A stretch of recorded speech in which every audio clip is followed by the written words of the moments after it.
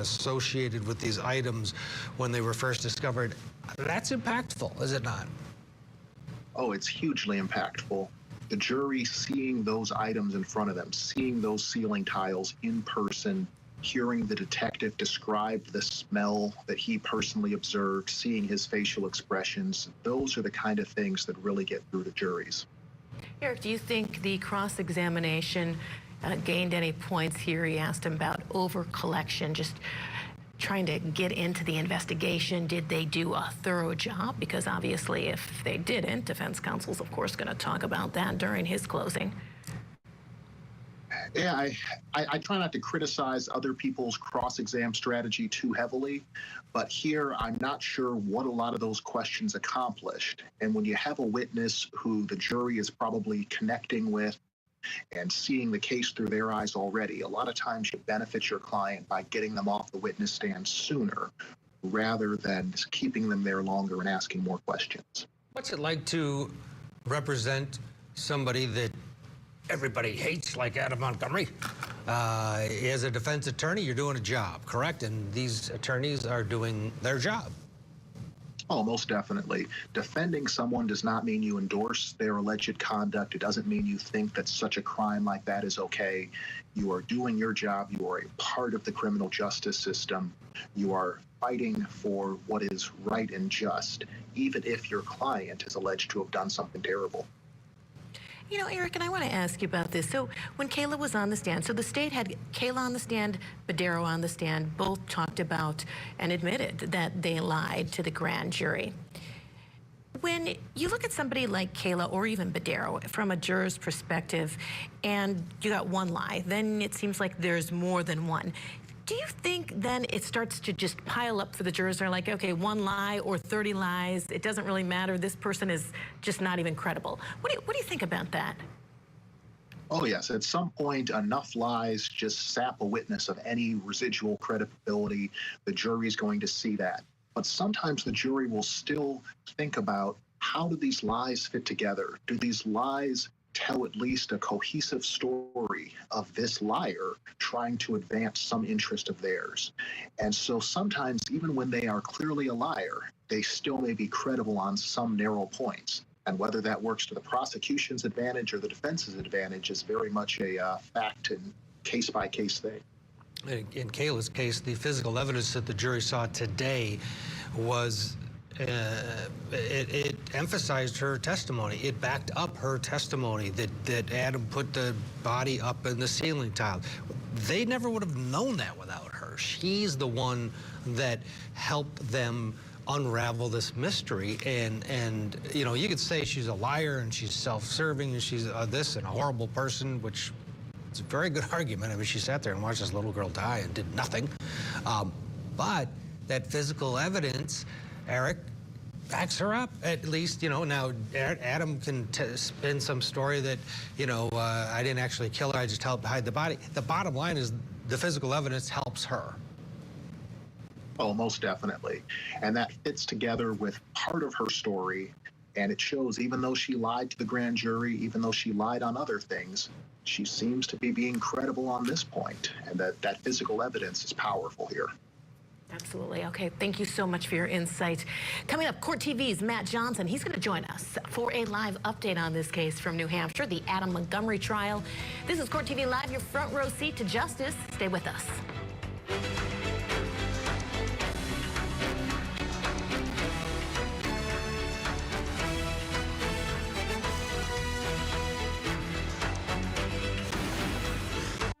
At Scripps News, reporting your world from the middle matters. Since 1878, Scripps has been a shining light in the middle of the storm. Stories of survival and hope. In the middle of the action. You can see how treacherous the terrain is here. The middle of it all. This is a story that began long before. So when events unfold on every side, see it clearly from the middle. Scripps News. Find with an antenna or on your favorite streaming app. Let's go. Really? That is incredible. It's the best job in the world. And that said a whole lot. We have evidence of that. Absolutely. That's good news. My curiosity is piqued. Pretty much sums it up. 100%. Because we are the greatest. We are the greatest. There's gonna be trouble. Are you silver? Let's have it. Scared? You the law? Well, that's right. I'll find you and I'll kill you. Now all I need is a fresh horse, a saddle, and a gun. Weeknights, Daddy and I have some exciting news. Laugh More has a new man of the house, Sounds like a plan that makes everybody happy. and he runs a pretty tight ship. You got blackjack. That pays 3 cookies to 2. I have responsibilities. My game starts in 20 minutes. You said having kids would be fun. I said making kids would be fun. Man with a plan. Weeknights starting at 11:10 Central on Laugh More. Are you laughing at me? So hard. Ion Plus is your home for adventure, Rex, go! mystery, Fascinating. and thrill. Just keep picking your ear out and see if we pick anything up. What's with the dog? He's with me. You're not supposed to root for the criminals. That's what I do. No crime is unsolvable. Some simply take longer than others. You'll always find more on Ion Plus. A story spanning through generations of struggle. They organized and testified and rallied and marched and fought. Broken barriers becoming new inspirations. Gabrielle, through her, I'm able to show that she's extremely confident. Her hair is what makes her special. And a legacy to honor into the future. The story of Black women in America. Thursday night at 9:30, 8:30 Central, only on Scripps News. Find with an antenna or on your favorite streaming app. Jesse Palmer? So you do remember, and I know you haven't been watching. I know, but TV's expensive. Well, now you can watch me live sports and news free. No contracts or fees. But Jesse, how? Tableau. Pay once and watch happily ever after. And you can record too. That sounds like a dream. Tableau. Learn more at tableautv.com. It's not fantasy, it's reality.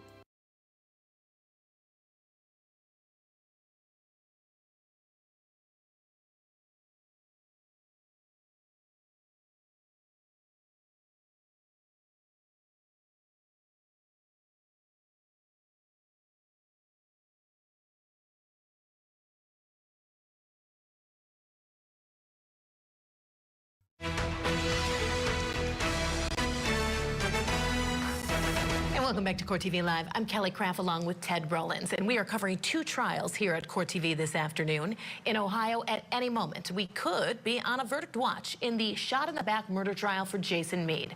Right now, the jury is listening to the state's rebuttal closing argument. The former sheriff's deputy is accused of shooting Casey Goodson without giving any verbal commands. We'll bring you an update on this trial throughout the day right here on Court TV.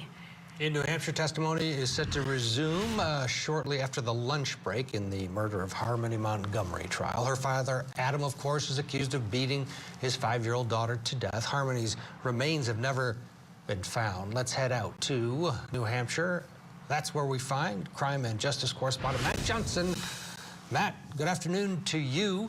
A lot of evidence here in front of the jury, like right in front of the jury. Also, key evidence from that officer, Scott Riley, about what he observed and smelled at that shelter where Adam and Kayla were staying.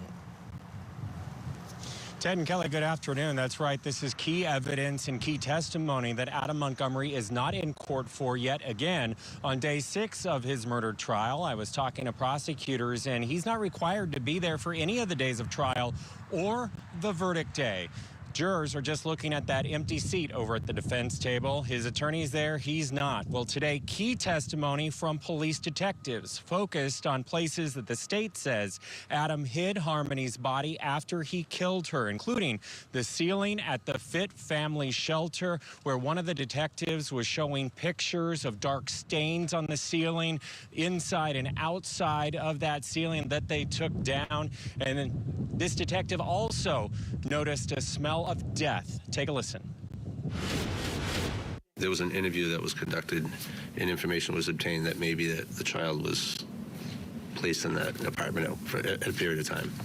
You mentioned an interview being conducted. Was that with Kayla Montgomery? It was. As soon as I removed the cover, I knew I could smell what I know is decomposition. I knew I could smell a dead body. It's a smell that you just won't forget. And can you just tell the jurors what your experience is with that smell? I mean, I've been to many death scenes, many autopsies. I've smelled it many times. And during this testimony, the jury very engaged, paying close attention. Now, this particular jury, most of them wearing red for Valentine's Day, they don't have notebooks. They are required to rely on their memories for this trial. Oh, that's an interesting point, Matt. Thanks for telling us that. So this jury, they did see Detective Lammy open several evidence bags. What really stood out to you in his testimony? Kelly, it was a somber mood in court today. It was quite eerie when he was really opening each bag and box with a civilian that worked with the police department for the past 44 years. His name is Dave. He works in the evidence locker. So he was brought in as an extra set of hands because everyone, when we walked in the court today, we saw that huge pile of evidence bags and boxes. And then this jury was shown pieces of the ceiling that they had seen pictures of that was described as dark spots from Harmony's body and the smell of death. These jury members, they got up within the box and they were leaning and looking very closely. And here's that moment. When you removed the rails from the drywall, did you have any observations? So other than the darker staining like this that was present under a couple of them, once RL4, which was the long piece, and over the part that was more heavily stained, as soon as that piece came up off the sheetrock, there was a noticeable foul smell. And what was that smell associated with?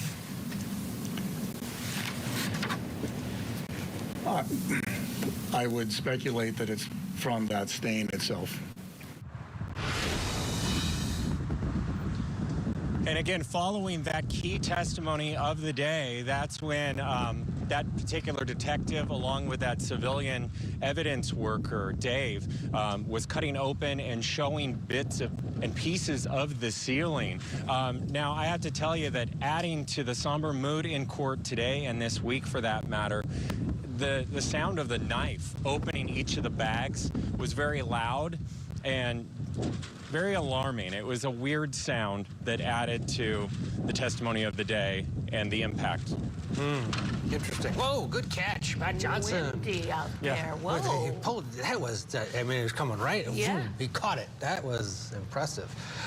It is windy, obviously. It's a very windy day here, and it's a very cold day. Yeah. You know, and I can actually talk about that a little bit, too, because there was a nor'easter that was coming through. It's been all over the news, and I think that that's part of the reason why much of the gallery is empty. People are not making their way to court. It's pretty bad. Is there a lot of snow around you, Matt?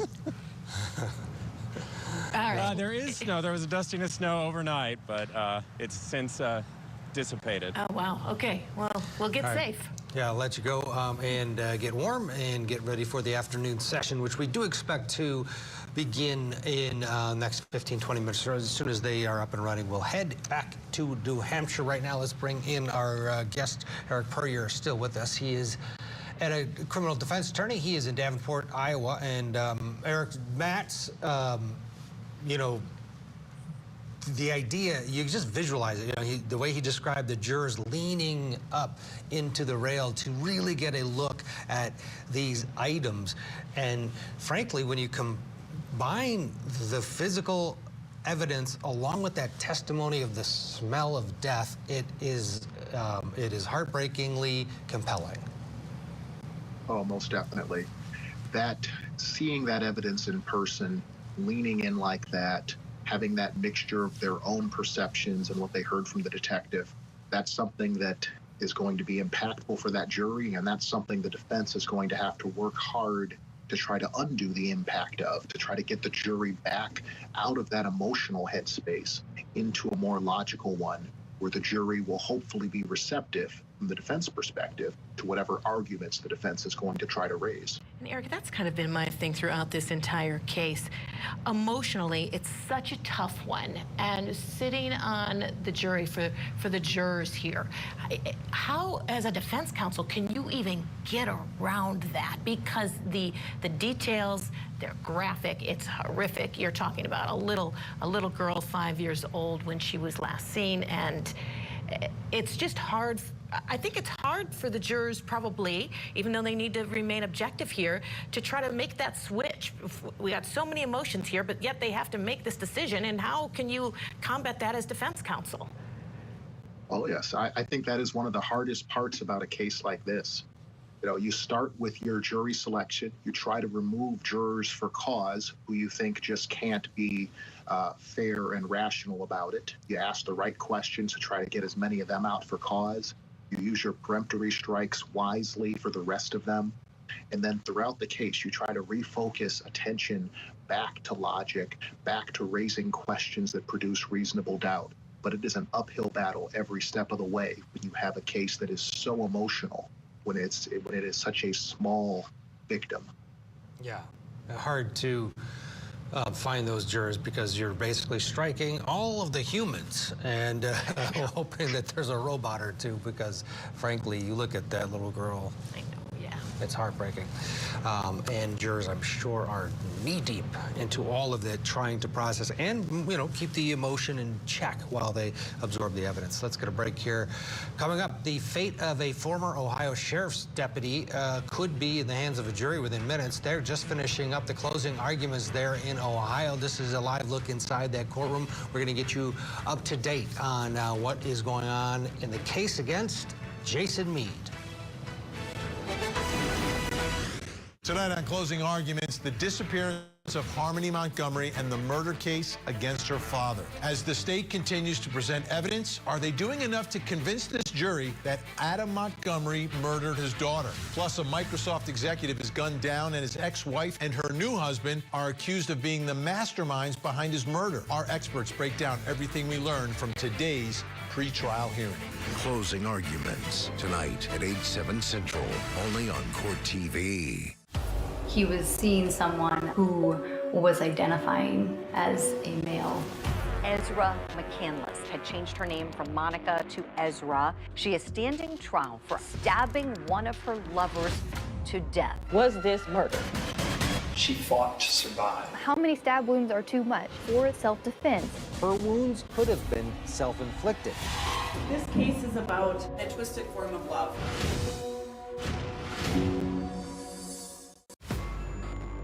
Let's gear up. I'm in position. NCIS, open up. We got a runner! I got him! Please! Party's over. It's over. It's over.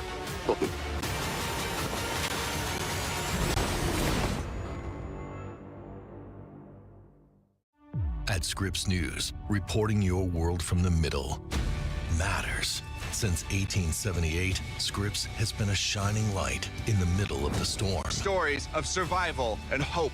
In the middle of the action. You can see how treacherous the terrain is here. The middle of it all. This is a story that began long before. So when events unfold on every side, see it clearly from the middle. Scripps News. Find with an antenna or on your favorite streaming app. Ion Plus is your home for adventure. Rex, go! Mystery. Fascinating. And thrill. Woo! Just keep your ear out. Let's see if we pick anything up. What's with the dog? He's with me. You're not supposed to root for the criminals. That's what I do. No crime is unsolvable. Some simply take longer than others. You'll always find more on Ion Plus. You got us banned from being room parents? I have never been more in love with you. That's incredible. No, it's genius. I know. Oh, get it. You'll never understand. That's gotta hurt, huh? Alf, what are you doing here? I used to be a phenomenon. Now I'm reduced to a what are you doing here?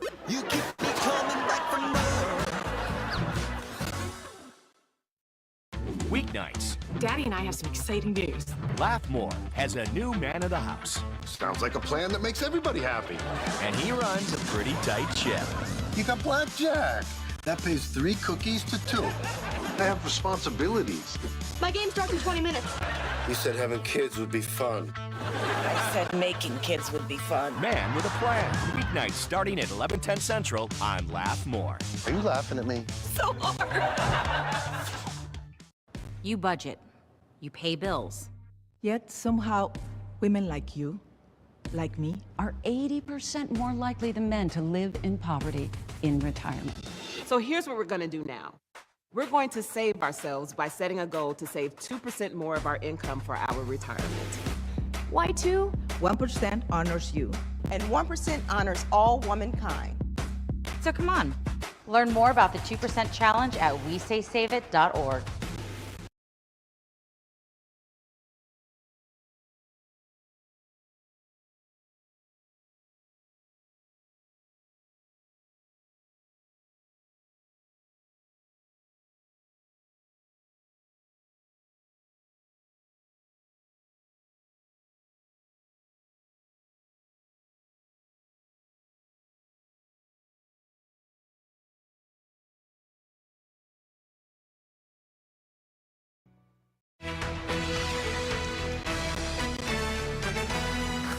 Welcome back. Court is on the lunch break up in New Hampshire. Gives us an opportunity to catch you up on that other trial that we've been following this week. This is the shot-in-the-back murder trial for this ex-sheriff's deputy by the name of Jason Meade. And right now, the jury is just hearing the end of the state's rebuttal closing argument. Meade is a former sheriff's deputy accused of shooting Casey Goodson 6 times in the back without giving Goodson any verbal commands. Now, Meade testified in his own defense last week. The defendant says that he shot Goodson after he ignored repeated commands to drop a gun. And then Goodson pointed, he says, the gun at him. Earlier today, both the state and defense delivered the closing arguments. So take a listen to how this all played out in court. Now, we heard time and time again, well, you know, when a police officer shoots at someone, he wants to stop the threat. Stop the threat. That, we heard it, you know, Mr. Collins elicited it from pretty near every police officer that testified. You heard Mr. Davis say, yes, it's to stop the threat, stop the threat. And somehow the implication is that when you point an assault weapon at an individual and you fire it 6 times, either on automatic or semi-automatic, at center mass, the vital organs, that there's no purpose. If you could remain standing and just raise your right hand. You swear that the testimony that you'll provide this jury will be the truth and nothing but the truth under the pains and penalties of perjury. I do. Okay. You can have a seat, Ms. Redwich, and make yourself comfortable. And when you're ready, if you could just start by stating and spelling your full name for the record. My name is Rachel Radwich. First is R-A-C-H-E-L, last R-A-D-W-I-C-H. Ms. Radwich, how are you presently employed? What do you do for a living? I work for the Manchester Police Department in the Evidence Division. And how long have you worked with the Manchester Police Department? It'll be 9 years this September. In those 9 years, have you held more than one position with the Manchester Police Department? I have. So I started off as a emergency communications dispatcher, and then after about 2 or 3 years, I began working in evidence as an evidence specialist. And then as of last July, I was promoted to the evidence supervisor. And what are your current duties and responsibilities as an evidence supervisor? So I primarily oversee the 3 evidence specialists that also work in my unit. I oversee the intake and collection of all evidence that comes into the evidence division, as well as maintain control of all of our storage rooms. Ensure that all policies and procedures are being followed, and just keeping up with day-to-day tasks, completing requests, that sort of thing. You mentioned the intake of all evidence. And can you just walk the jurors through that process, how things are taken in by the Manchester Police Department? So generally speaking, either a patrol officer or a detective from the investigative division is the one collecting items from the scene or whatever they're working. All of our lockers or storage units for temporary storage have a one-way locking mechanism. So essentially the officer puts the item in. Once they lock it and secure it, only someone from evidence can access that item. From there, we maintain that the packaging used was the proper packaging to maintain integrity of that item. And then we decide on proper storage for long-term purposes for that, update the computer, make sure everything kind of checks out, and then put it away until it's needed for further analysis. Ms. Radwich, you just mentioned that the detectives will collect things. Are you in a position where you go out and collect items? So on large-scale scenes, my unit will be asked to assist, to include myself. And you've mentioned evidence rooms, lockers, and storage units. Can you just describe those for the jurors so they're familiar? Are those all at the Manchester Police Department here in town? Yes, so primarily most of our rooms are at the Manchester Police Department. We have about 12 rooms on the second floor, all under the control of the evidence unit. It's limited access in, and then only the 4 of us in evidence can actually get into those rooms. We also have some outside storage areas for things that can't be brought in, so like explosives, bicycles. And then we have a room that's for ventilation.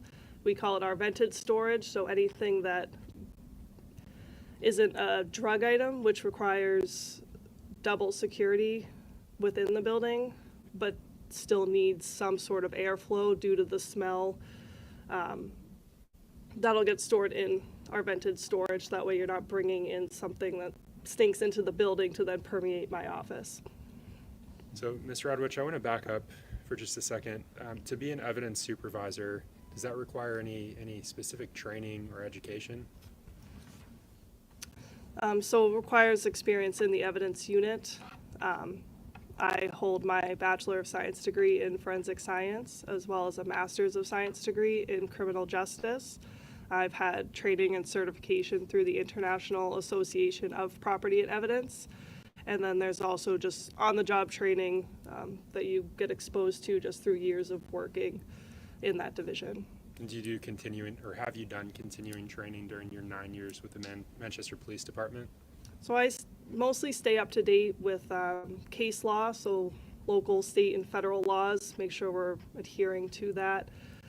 Stay up to date with our CALIA standards, which is accreditation for the police department, make policy changes as necessary to reflect that.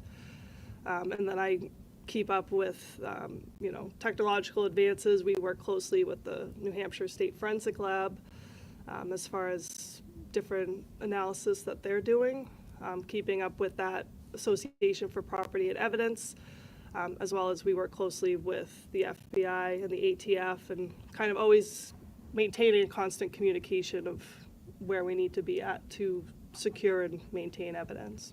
Now, Ms. Radwich, I'd like to switch gears, and I want to talk about the case of a missing child, Harmony Montgomery. What was your role, just generally, your role and involvement on the case? of the missing child, Harmony Montgomery? So for this case, I was still an evidence specialist, so I hadn't been yet promoted. And I had a few different roles within this, but primarily it was to assist the detective division for those large-scale scenes, just to help maintain and document any evidence that's being brought in, ensure the integrity and packaging of those items. Do you recall when your involvement on this matter began? I want to say it was January 2022, and at that point, it would have just been primarily the intaking and storing of items coming in. At that point, it wasn't a full-scale investigation to what it ended up being. So just, different interview discs, paperwork, that sort of thing we were collecting through those one-way lockers and putting them into storage. And you mentioned earlier that you're in charge of intake of all evidence that's brought into the Manchester Police Department. Are you aware of whether or not evidence has been brought to the Manchester Police Department regarding this case?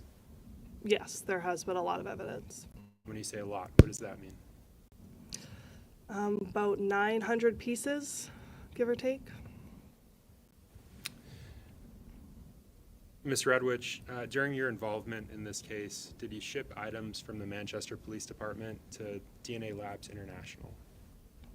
Yes, so we would take items being stored at Manchester Police Evidence Office, and I would transport it to a FedEx facility. Generally, we go to the one in Bedford, and do standard express overnight delivery of those items directly to DNA Labs International in Florida. And I want to discuss specifically an evidence item bearing the evidence item number MER 3D-RL1 through RL18. Are you familiar with those items? Vaguely. I know MER 3D is the ceiling tile, and then anything with the RL attached would be any of the rails or screws that were removed from that ceiling tile. And can you just describe for the jury how you became familiar with the ceiling portion, the rails that you just mentioned? Okay, so MER 3D is a large piece of drywalled ceiling tile. There's a vent opening with metal rails. I first became familiar with it when, of course, it came into my office and we needed to store it. I was also part of transporting that item to and from the lab being the state forensic lab. Once that came back to my office, after testing was done at the state level, I was then overseeing that piece of evidence being reopened, essentially, so that the analysts could get smaller cuttings for a deeper analysis, only because transporting that ceiling tile was just becoming too much. It's very large, required 2 people. So it was decided that cuttings would be taken for further processing instead of transferring this massive piece back and forth. And let me stop you there. You said that the analyst made the cuttings. Yes. Were you there when the analyst made the cuttings? Yes. And what was that analyst's name? Kevin McMahon. And that's an individual from the lab? Yes. Here in New Hampshire. Do you know whether he made specific markings on the areas that he cut? There were markings made next to the squares that were cut out. Okay. Following that interaction, did you have occasion to see that item again in your facility here at the Manchester Police Department? Yes, so shortly after that time frame, that was mid to late June, and then about a month or so later, we again had to pull the ceiling tile out, and we brought it to our second floor training room, essentially to remove the metal rails from the piece of drywall. The reasoning for this is, again, it was really big, really bulky, and we wanted to see what was under those rails. So I was amongst a team of detectives. We took the ceiling tile that was stored securely in the evidence division. We wheeled it down in its packaging to the training room, which was right down the hall from my office. And then once there, we did what we needed to do to get those rails removed. Do you recall with any specificity the detectives that you mentioned? It was Sergeant Lovejoy, Detective Lammy, Detective Bombard, and Detective Rayhill. That's Max Rayhill? Yes.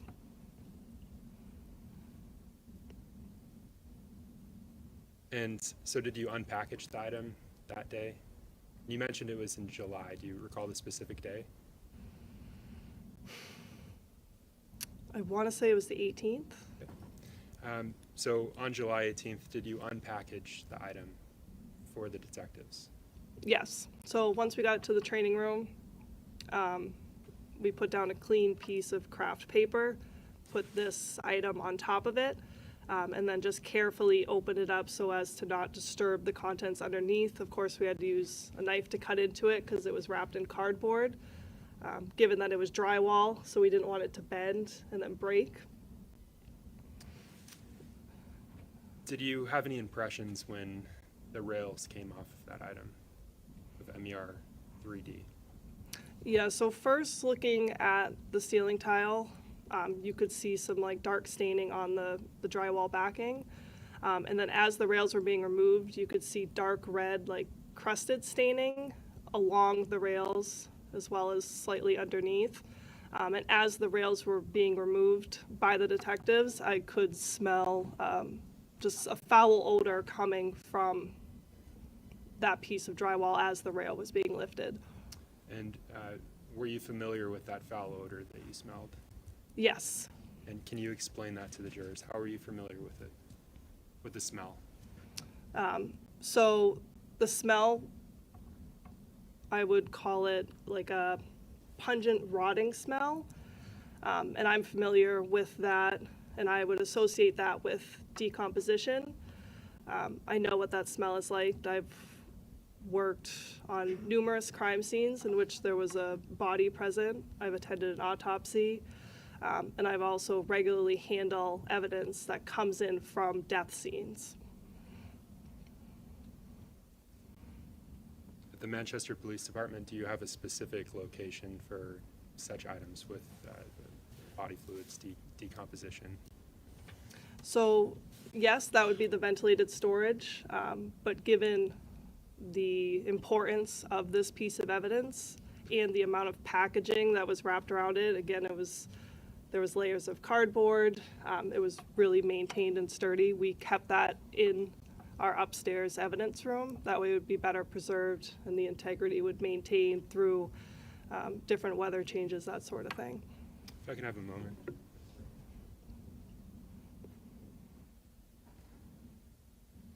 Thank you. No further questions. No questions. You may sit down. Okay, thank you.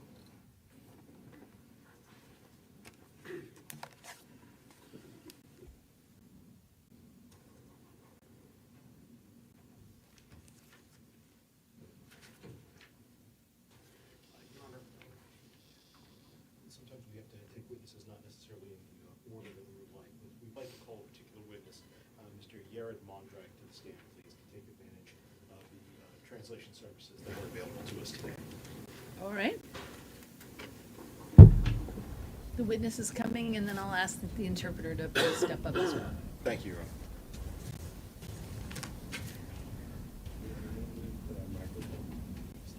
Yes, thank you. That would be great. Take this one.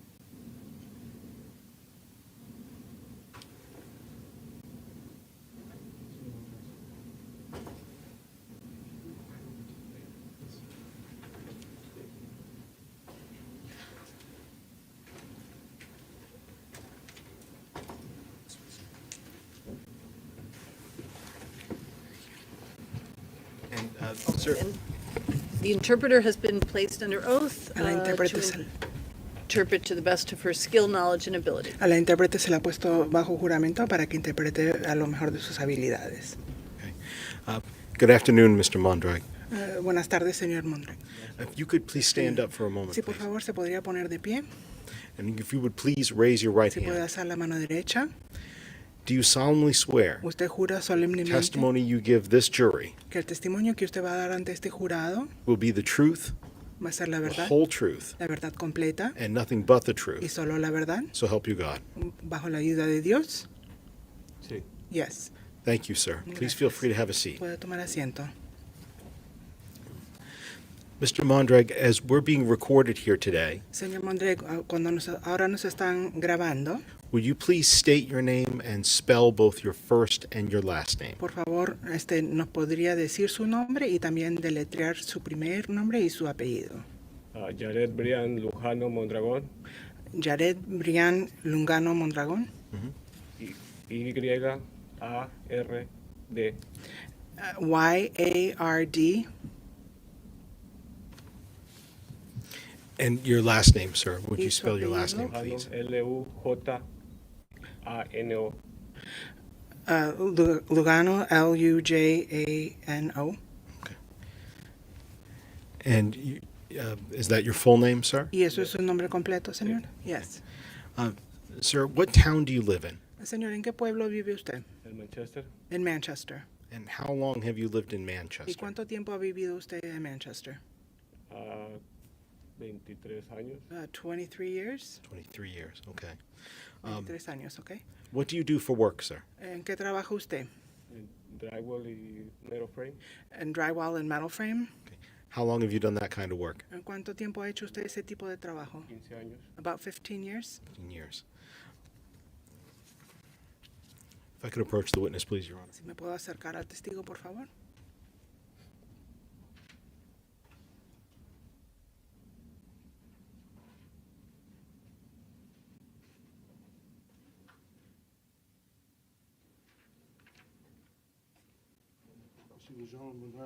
Here to show you what's marked State's Exhibit 30. Señor Lugano Mondrag, estoy aquí para mostrarle lo que se llama la prueba número 30. Do you recognize this building? ¿Usted reconoce este edificio? Sí. Yes. Have you ever done work at this building? ¿Usted alguna vez ha trabajado en este edificio? Yes. What kind of work did you do there? ¿Qué tipo de trabajo hizo usted allí? Sí, Rocky frame. Sheetrocking, framing.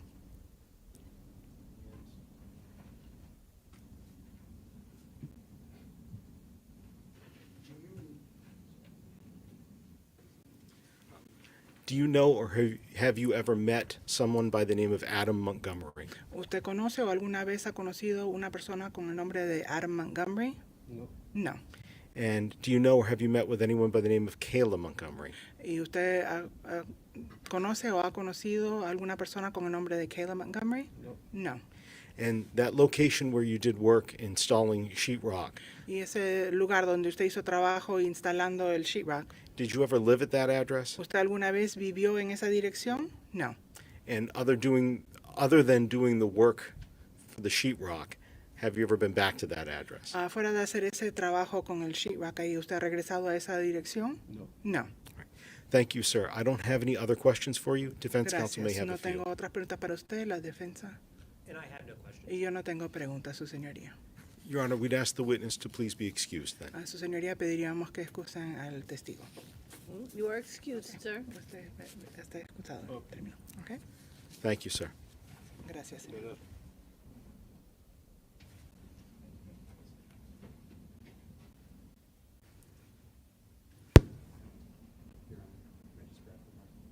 Yes, thank you.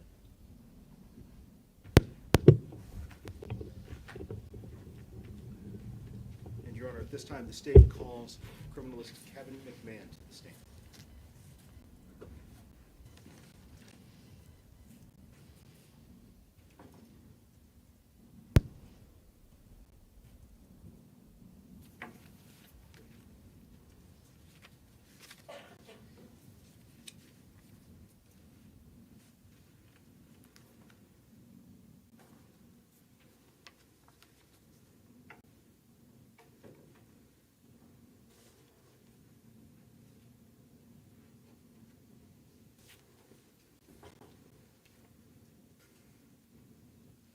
Be careful of the wires, please, sir.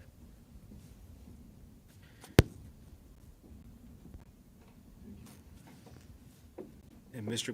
McMahon, if you would please remain standing for a moment and please raise your right hand. Do you solemnly swear that the testimony you give this jury will be the truth, the whole truth, and nothing but the truth, so help you God? I do. Thank you, sir. Please feel free to have a seat. Good afternoon, Your Honor. Good afternoon. And Mr. McMahon, there's some water up there for you if you need it, or if you need a break at any time, please let us know, okay? Thank you. Would you please, because we're being recorded here today, state your full name, spelling both your first and your last name for the record? My name is Kevin, Kevin, middle initial G, and my last name is McMahon, capital MC, capital MAHON. And Mr. McMahon, up until last year, where did you work? I was formerly employed by the New Hampshire State Police Forensic Laboratory in Concord, New Hampshire. How long did you work for them? For over 40 years. And it's my understanding that you retired last year from there. Yes, I did. What was your position while you were working at the lab? I was assigned to the Forensic Biology Unit. And was there an official title that you had? Criminalist 2. Okay. And what does that mean to be a Criminalist 2 at the New Hampshire State Police Forensic Lab?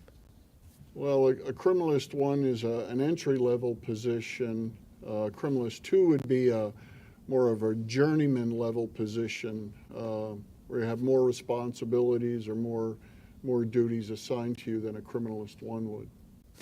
I understand that you said that you were there for 40 years. What were the different units of the lab that you worked in during those 40 years?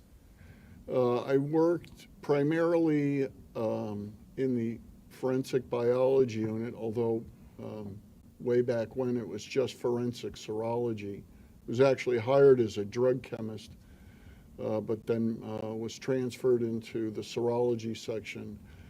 But over the years, I took on additional responsibilities, most of those dealing with the analysis of items of what are known as trace evidence, which would include the examination of hairs and fibers, the examination of paints and plastics, and the examination of automobile lamps, specifically the filaments in a lamp for purposes of determining whether a taillight or a headlight was on or off at the time of a collision.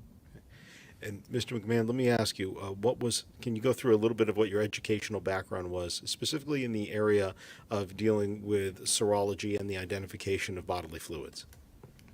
Well, I hold both Bachelor of Science and Master of Science degrees in forensic science from the University of New Haven in West Haven, Connecticut. And both those programs were overseen by fairly well-known forensic biochemists at the time. And so it would be difficult for someone to go through that program without having a lot of experience and exposure to forensic serology. And so in addition to what I learned about forensic serology while undergoing my education, I underwent extensive on-the-job training soon after transferring to the serology section of the lab back in 1983. And could you please explain what forensic serology is? What is that the science of? So forensic serology is that area of expertise within the field of the forensic sciences that deals specifically with the identification and the characterization of blood and other body fluids as they are associated with physical evidence. And it's the screening process which in modern times immediately precedes DNA testing. In addition to your educational background, have you received any specialized training after you obtained your degrees within that field of serology? Well, over the years, I've had a number of opportunities to attend various schools and workshops and symposia dealing with various aspects of forensic science, some of those specifically dealing with forensic serology. Are you a member of any professional organizations when it comes to serology or to detection? Well, I'm a member in good standing of the Northeastern Association of Forensic Scientists. And over your career, how many serological analysis or serology analysis would you estimate that you've made? Serological analyses, I would estimate in the thousands or tens of thousands. Have you ever been qualified in court as an expert witness in the subject of serology? I have many times. And were those in New Hampshire courts? Yes. Okay. And does that include this particular jurisdiction where we are today, Hillsborough County, Northern District? It does. Okay. Your Honor, at this time I'd ask the court to please qualify Mr. McMahon as an expert in the field of forensic serology. Any objection? I have no objection to him giving his opinion. The court finds that he is qualified as an expert. Thank you, Your Honor. Mr. McMahon, what was your involvement into the investigation into the death of Harmony Montgomery?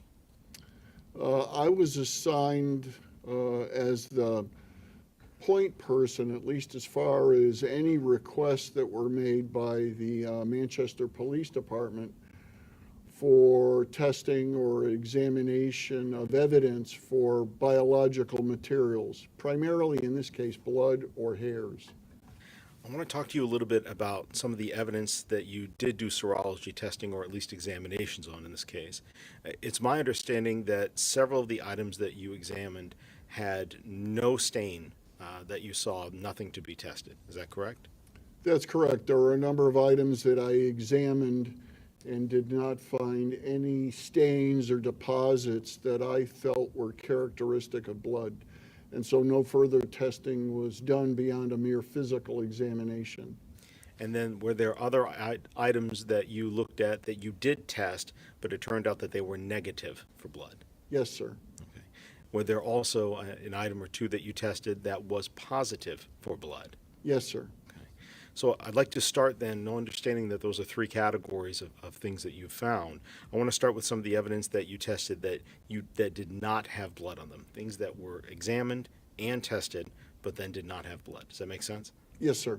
Okay. What pieces of evidence did you test that you found out that they did not have blood on them? And I'd like to start specifically with items that you tested on January 5th of 2022, that you wrote in a report on January 5th of 2022. And would you like me to refer to the item names, or the numbers that have been assigned to those items, or do you have a copy of your reports available in case you need to refresh your recollection? I have a copy of my entire case report, so you can either refer to the date of the report or the exhibit number so that I can verify what you're asking me. And let me ask you, did you sit through a deposition, Mr. McMahon, on the same case?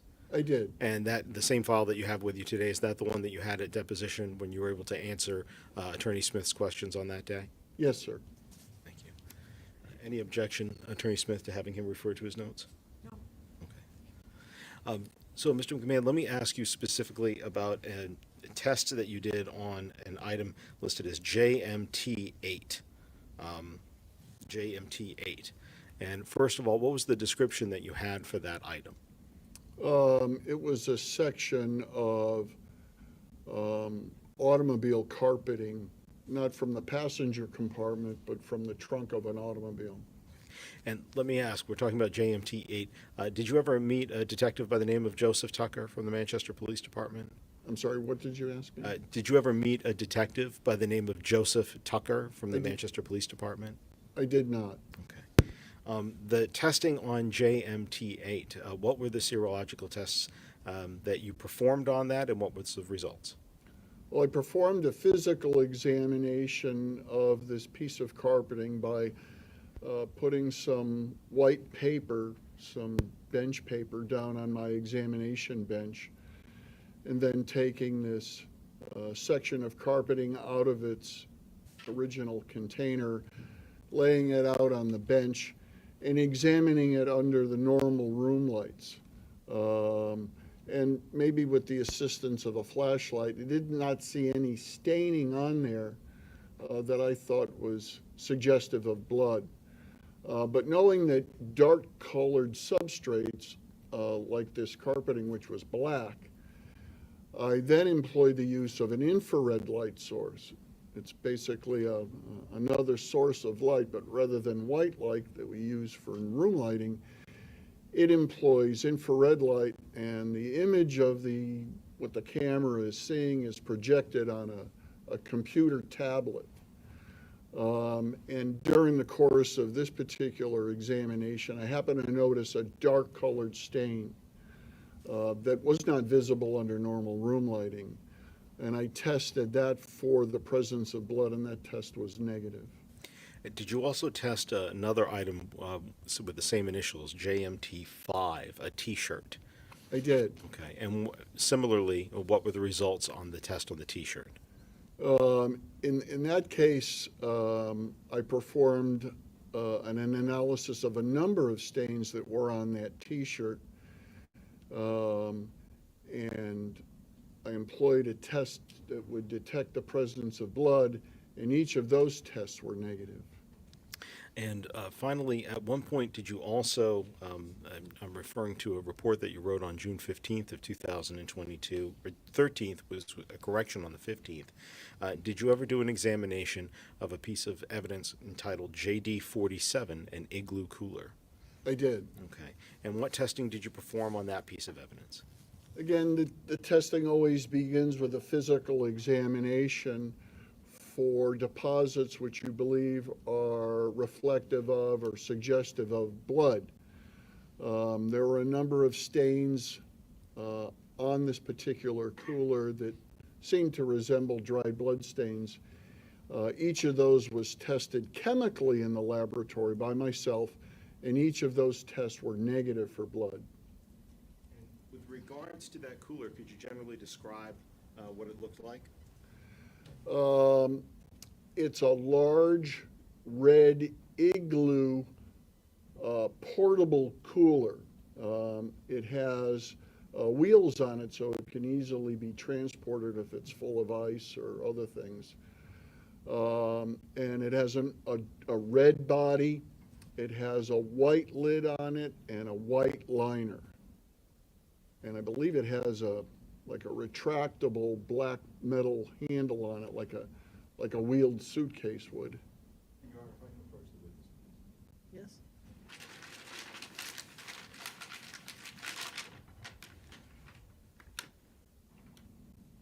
Mr. McMahon, I'm going to put down in front of you, item marked as State's Exhibit 73. I'm going to lift the lid for a moment and just ask you whether or not you recognize the item that is inside.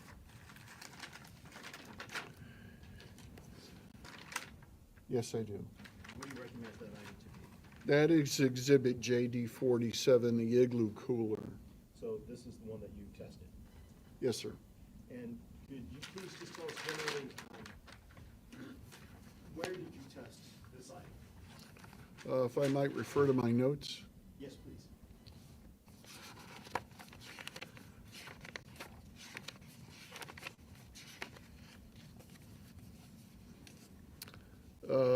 So I tested a number of stained areas, 7 different areas. I'm sorry, did you say 7 different areas? 7 different areas. Okay. One stain on the bottom of the base, another stain on the right side of the base of the white top edge, another stain on the red plastic base at the right front corner, another stain at the left side of the base near the white top edge. Let's see, the 5th stain was on the left side of the lid on the edge. 6th was on the right front of the lid at the edge, and the 7th stain was on the right side of the lid at the edge. I drew a diagram to assist me in detecting where on the lid I actually. And with regards to each one of those tests, were all of those in fact negative for the presence of blood? Yes, sir. Objection leading. What was your conclusion with regards to the test on those 7 areas? Each of the results of each of the tests that I performed on those 7 areas were negative for the presence of blood. Thank you. In this case, Did Manchester Police Department ever inform you that some of the items that had been treated, for example, let's say JMT8, the stain in the trunk, did they ever tell you that some of these had been treated with a product by the name of Blue Star? Yes. And let me ask, does Blue Star interfere with the serological testing that you do? In and of itself, it does not. Okay. Does it interfere with the DNA testing of these samples? It reportedly does not. What's the testing method that you use when you're testing for the presence of blood? Well, in the laboratory, I would use a test that's known as the Castle-Mayer test, Kastle-Meyer, Castle-Mayer. What advantage, if any, does the Castle-Mayer test have over a test like Blue Star? Well, the benefit of the Castle-Mayer test over a test like Blue Star or some other tests similar to it is that the Castle-Mayer test enjoys a reputation of being both very sensitive and fairly specific. None of these blood detection tests are 100% specific, which means that occasionally they will provide you with a positive result, but it's actually a false positive result. The result that you're getting that you would ordinarily think is positive is in fact a false positive, and it's due to something in the sample that you're testing that you're unaware of. So with regards to the Castle-Mayer test, is that the test that the New Hampshire State Police Forensic Laboratory uses? It is. How long have you been using that test? How familiar are you with that test? I've been using the Castle-Mayer test since college, and on day one in my introduction into forensic serology testing at the State Police Lab back in 1983. Does the New Hampshire State Police Forensic Lab use Blue Star? We do not. Why not? We prefer to use a different chemical for trying to find traces of blood at crime scenes. We use a chemical that's known as luminol. And with regards to the concept of false positives, could you explain what false positives are when it comes to serology testing? Well, in testing for the presence of blood, the tests that are available to us to detect the presence of blood all rely upon detecting the presence of hemoglobin. In order for a screening test or a detection test to be of any value, it must test for something that's unique in whatever you're looking for. And the one thing that's unique about blood compared to other body fluids is blood has hemoglobin in it, where saliva and semen and other body fluids do not. So all of the blood detection tests rely upon detecting the presence of hemoglobin. And in the Castle-Mayer test, we add a drop of a reagent that's made up of a chemical called phenolphthalein, and we look for a color change at that point. If in fact any of the known or well-recognized false positives are present in your sample, very often you'll see a reaction immediately after adding the phenolphthalein where you shouldn't. It's only after adding the second reagent, hydrogen peroxide, should you see a color change. And in the Castle-Mayer test, we're looking for the formation of a pink color. So if in fact I'm testing something for the presence of blood and I get that pink color after merely adding the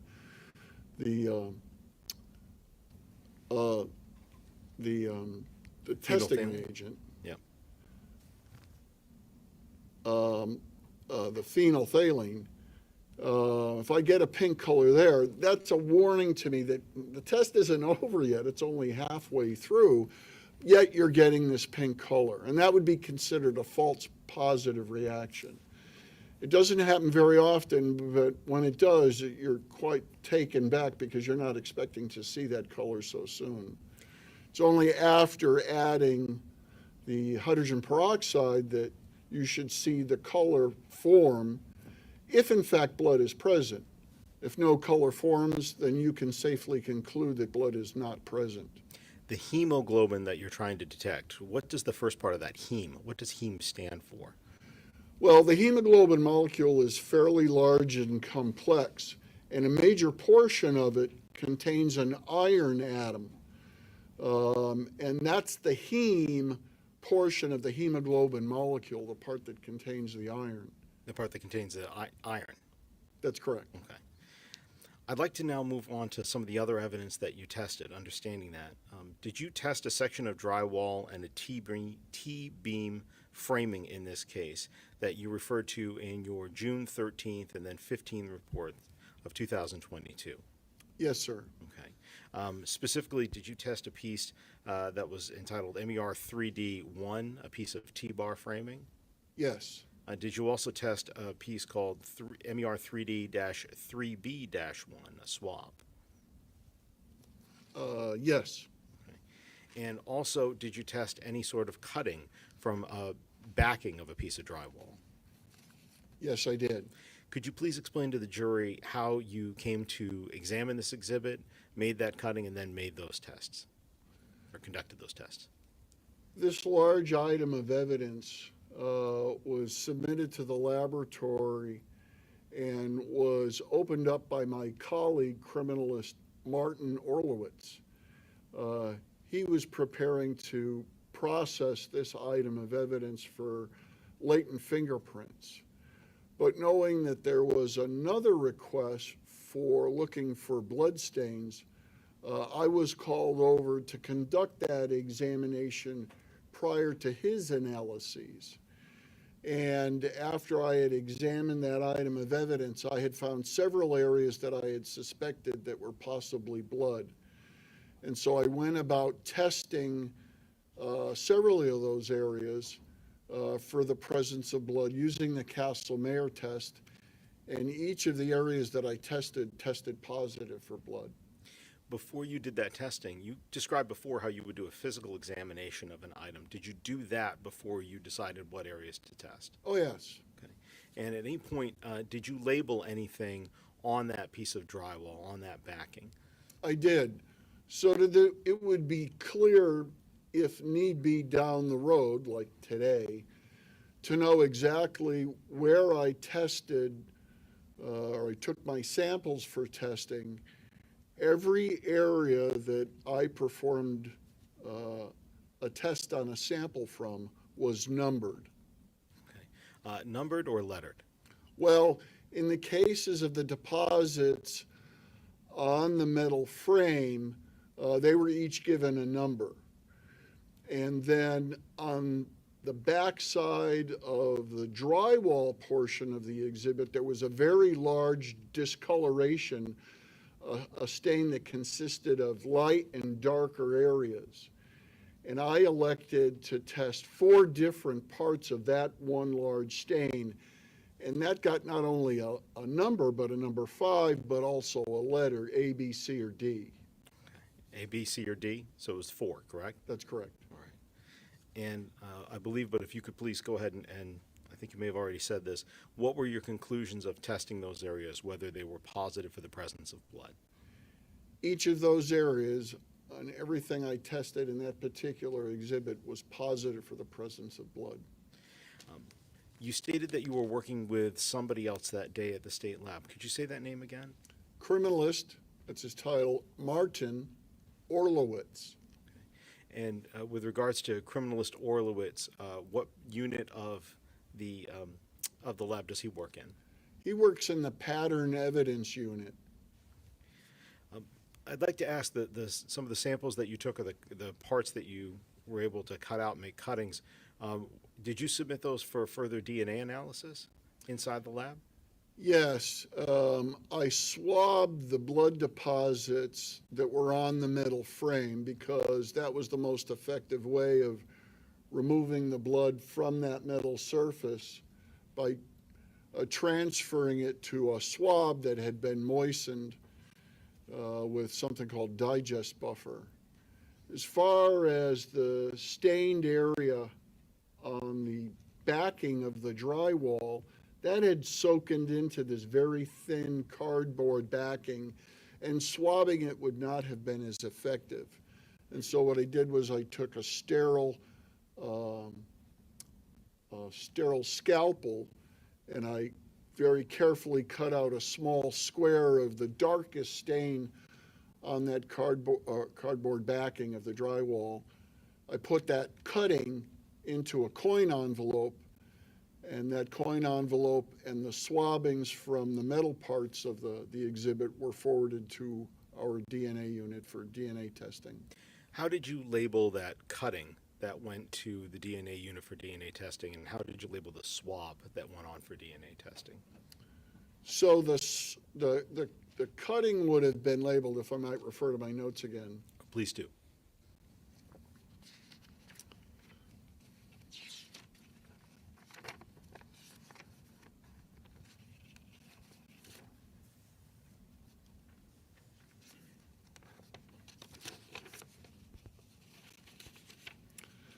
So as far as the metal swabbing, and I only took one of the four that I had available to me, I selected one as a representative sample, and the actual stain on the exhibit was exhibit MER3B.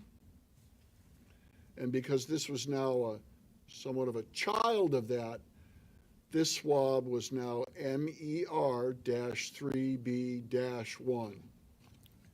As far as the cutting is concerned, again, it's the same exhibit, so it's going to be exhibit MER-3B. But this was that large stain area, which I called collectively stain 5, but then subcategorized each of the four stains in there as A, B, C, and D. And so the stain that went on for, or a portion of it that went on for DNA testing, because I didn't cut the whole stain out. The stain was large enough that I could cut out about a 1-inch square from the middle of it and still leave the rest of it behind. That I identified as MER-3B-5A. Thank you. The DNA testing that you sent it along for, did you perform that testing yourself or someone else? I did not. Do you remember who that was that did do that testing? That was performed by my colleague, criminalist Katie Swango. And finally, Mr. McMahon, with regards to, I know we talked about a couple of specific items. It's my understanding that there were many other items that you swabbed and checked for serology. Is that correct? That's correct. And with regards to those, were those either ones where no blood was found or that after a physical examination there was no stain to test? With regards to the physical items, not hairs. So excuse me, I think anything other than the hairs that you were provided. So that would be correct. All the other items that I looked at, with maybe the exception of 2, I either did not find blood on them, or my testing of what looked like it could be blood was negative. And with regards to the 2 that you thought that you might have located blood, now let me ask, was one of them, to your recollection, a sweatshirt or a portion of a sweatshirt? I think it was a portion of a sweater. Okay. A portion of a sweater? If you Yes. could refer to your notes, I just want to make sure that we're clear.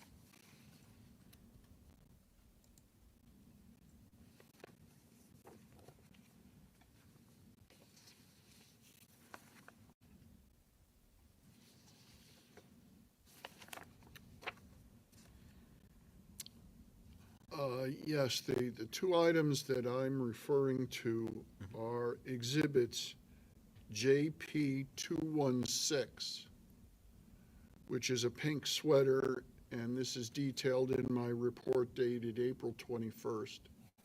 And JP 216, so that's the first two initials there are JP, is that That's correct? correct. Okay. And with regards to that sweatshirt, do you know what kind of vehicle that came out of, whether or not it was an Audi that came out of? Are you aware of that? I don't know what the source of where the item was collected from, but it's a sweater. Sweater, okay.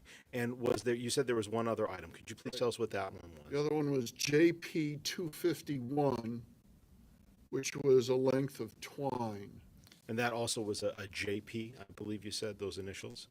Yes, sir. Okay, and do you know whether that came out of a blue Audi, or do you, similar to your last answer, you don't know where that item came from? I do not know. All right. But you can just have a moment, please, Your Honor. Yes.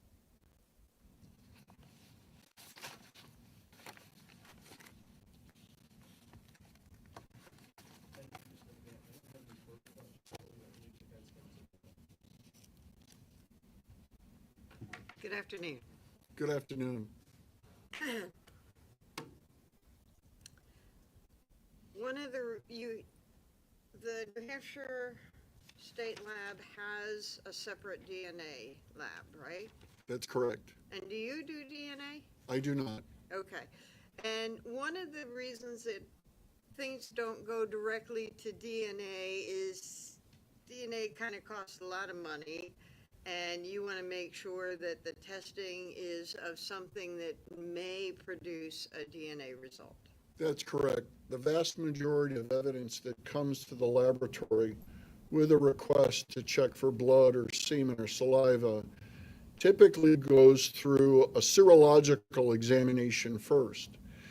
And if we find something, usually only a portion of the original item gets forwarded on for DNA testing, not the entire item. We'll cut a stain out of a garment or out of a piece of drywall, like I just explained to you. When I don't find any type of a biological material, then that's where the analysis ends. Okay. And nothing would go on to DNA. Right, because if it doesn't get through you, there's likely not DNA. That's correct. And that a DNA test would be a waste. That's correct. So that's not always the case that it goes through you, right? Well, the vast majority of it is the vast majority of the evidence is subjected to some sort of a serological analysis by either myself or a colleague of mine. Okay. There are some items that would go straight to DNA, like a known DNA sample of one person or another. There's no need to perform any analysis on an item of evidence, which is a known sample from a known individual. Okay. I'm going to show you a copy of what's been marked as State's Exhibit 10. Have you seen this object before? I have not. Okay. And this is a full exhibit, Your Honor. Yes. A toothbrush. There's been testimony about DNA tested in the lab and results found on the toothbrush. Why was it that that didn't go through you? I'm not sure if I can answer that. I could only surmise that for serological or biological testing, the area of interest in that particular item is so small. We're not looking for DNA on the parts of the handle. We're looking for DNA only on the part that goes into the person's mouth and makes contact with their teeth and gums. And that was so small, and the fear would be that there would be very little DNA present because it's a small surface area. And so rather than wasting sample on a serological test, because we're going to do DNA testing regardless, let's just reserve all of the sample for DNA testing. There are a few situations where even though my testing is negative, the item still goes on for DNA testing. And that's a few situations, and it's only done because we recognize that the sensitivity of the test that I perform is much lower than the sensitivity of a DNA test. So when I swab the mouth of a bottle that was left behind at a crime scene, and I test that swabbing for saliva and it's negative, that swabbing would still go on for DNA. And essentially, we are talking about saliva, and that the area of interest on a toothbrush would be saliva. That's correct. And so pretty much no matter what, that's going to the DNA lab. Yes, ma'am. And so this isn't simply a procedure where people are doing things by rote. You actually consider the possibility of whether testing might consume DNA before DNA can actually be tested? That's correct. And if there's the possibility of that, you're going to send it straight for testing so that your tests don't consume or have any effect on the DNA that might be present. That's correct. To make sure that if it's there, it's going to be found. Yes, ma'am. There, you had some testimony about JMT evidence, starting with the initials JMT, Yes, ma'am. and that was a section of black carpet, a child's T-shirt, and a child's pajama pants, right? Go ahead. Yes, Okay. And those, I think you were aware, were found in the trunk of a car? I believe so, yes. Okay. And the same area where the toothbrush was found? That I'm not sure I was aware of at the time. Okay. And so you tested each of these items, and they were all negative for blood? That's correct. And you talked about the testing, that if you saw a stain that looked like it might be blood, then you would take the next step and do some screening with the chemical. That's correct.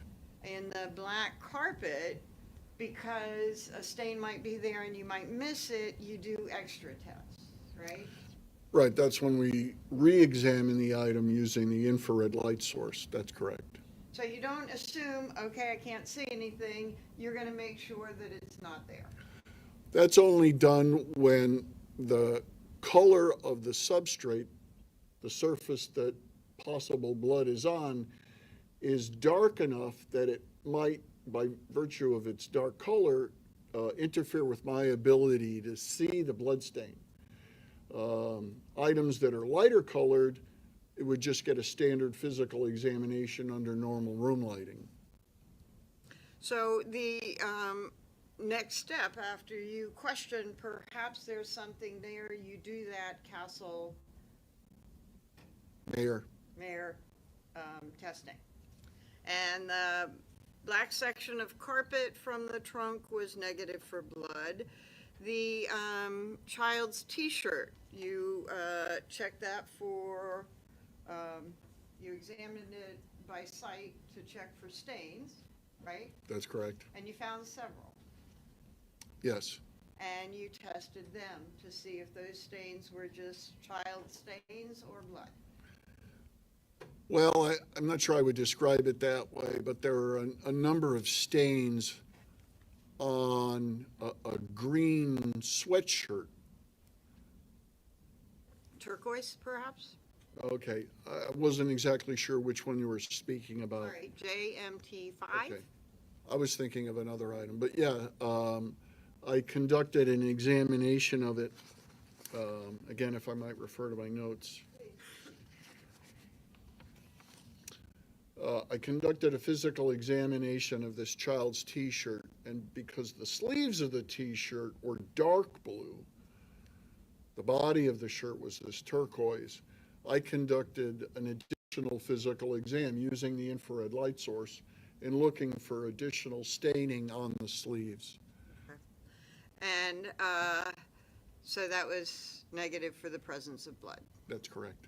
And then there was a child's pajama pants found in the same area? That's correct. And Well, I'm not sure where it was the collected location? from. Okay, sorry. JMT6, that one, you didn't have to go to the Kastle-Meyer testing, right? I did not. Because you could see the item well enough to determine if there were stains characteristic of blood.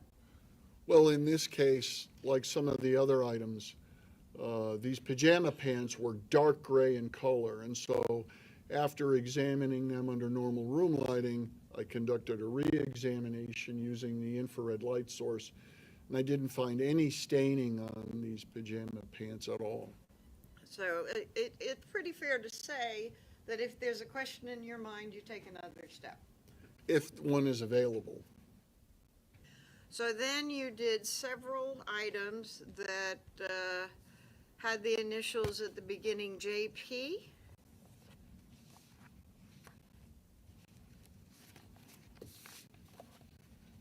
Yes? And there's been testimony before you that JP would, and you understand that the initials reflect the officer that has collected and bagged or whatever the evidence. I do. That's a common practice in law enforcement. And there has been testimony that that was JP referred to an Officer Pittman. And these items were from the Audi. Were you aware of that? At that time, no. Okay. And same sort of testing to determine whether or not there was a presence of blood. That's correct. And if there was a question in your observation, you would take the next step and check for either a light source or the Kastle-Meyer. That's correct. And the results were a little bit mixed.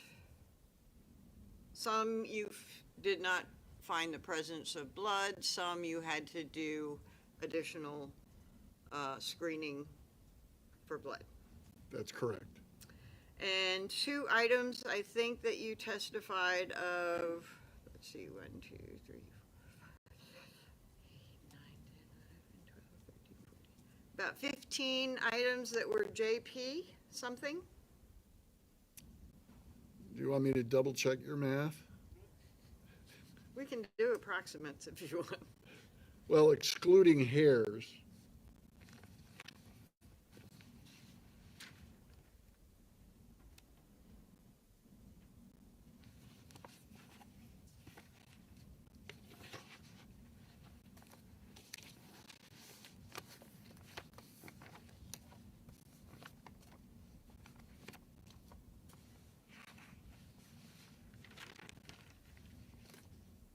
I can only find 9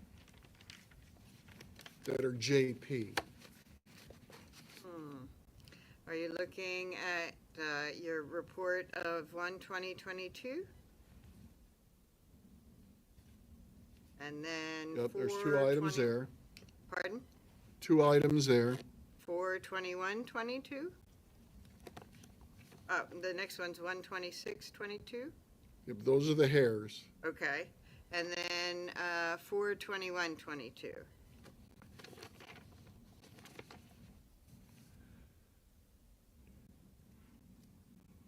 Seven items there. 7, 8, 9, 10, 13. Total. But you're including the hairs. Yes. Okay. 14. Okay. Good thing. 14 in total. Okay. And speaking of the hairs, you found 1 specimen, and it's a JP hair, 1 specimen suitable for DNA analysis, and send it on, right? With respect to JP 185, yes. And then with respect to JP 202, a couple of hairs to go to the DNA, That's correct. and other hairs didn't actually have any DNA in them, Well, or you couldn't detect. no. I guess for the remaining hairs, based upon my microscopical examination of the hairs, I had determined that they were likely unsuitable for a DNA analysis. Okay. So then you also testified on direct about a pink woman's sweater screening positive for blood, right? That's correct. A length of twine, which was JP 251, screening positive for blood. That's correct. And you sent those two on for DNA analysis. That's correct. And if these items were found in a motor vehicle that had been sitting out in the weather for a very long time, subject to heat, subject to cold, and subject to mold apparently, you were still able to find presence of blood on those items. That's correct. And environment can degrade blood or DNA, Possibly, yes. and it may not. That's correct. And so the fact that something has been in the environment doesn't mean that any blood that's been there has degraded. That's correct. And the fact that something has been subject to heat and cold doesn't mean that any blood that had been present would be degraded. That's correct.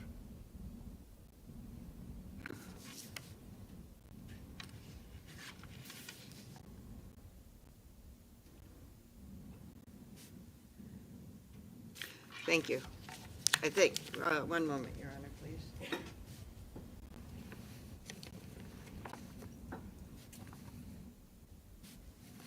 Oh, and one more thing was you talked about the area of dry paneling that was sent on to the DNA lab as well. Drywall paneling. Yes, ma'am. Paneling, ceiling, I don't know what to call it. Drywall, you have it as drywall paneling, right? Yes, ma'am. And if there's testimony that this was taken from a ceiling, would that be consistent with your description? Yes, although I couldn't describe it in my notes or in my report as a part of a ceiling because that's assuming I knew where it came from, and I can't take that assumption into account. So I just describe what it is as it's presented before me. Thank you. Very briefly, Your Honor, just, if I could, just for the table. Mr. McMahon, just on that last line of question you were just asked about not being able to take it for granted that the drywall that you saw necessarily came from the ceiling. Is that something where, to be able to say that, you'd have to talk to the person that actually took it from the ceiling or took it from a wall to find out where it came from? I'd either have to be there during its collection, I'd have to get its source or from where it came from someone whose opinion I trusted, or a third option would for it to be described that way when it was submitted to the laboratory on the paperwork that's submitted with evidence. But I'm still the final say for how an item is described. That may have come from a ceiling, and I'm certain it probably did. It's just that that wasn't so apparently obvious to me that I had to describe it as what it actually was. Thank you for that. Two other quick questions for you. You were asked a moment ago about JMT5, the T-shirt, and I believe you described how on cross-examination that the sleeves were darker, that dark substrate that you talked about earlier, and that's where you used the infrared light. That's correct. Did you make any notation the fact that that T-shirt was sized for an 18-month-old? I did make a notation in my notes where I can about the garment manufacturer's name and the size.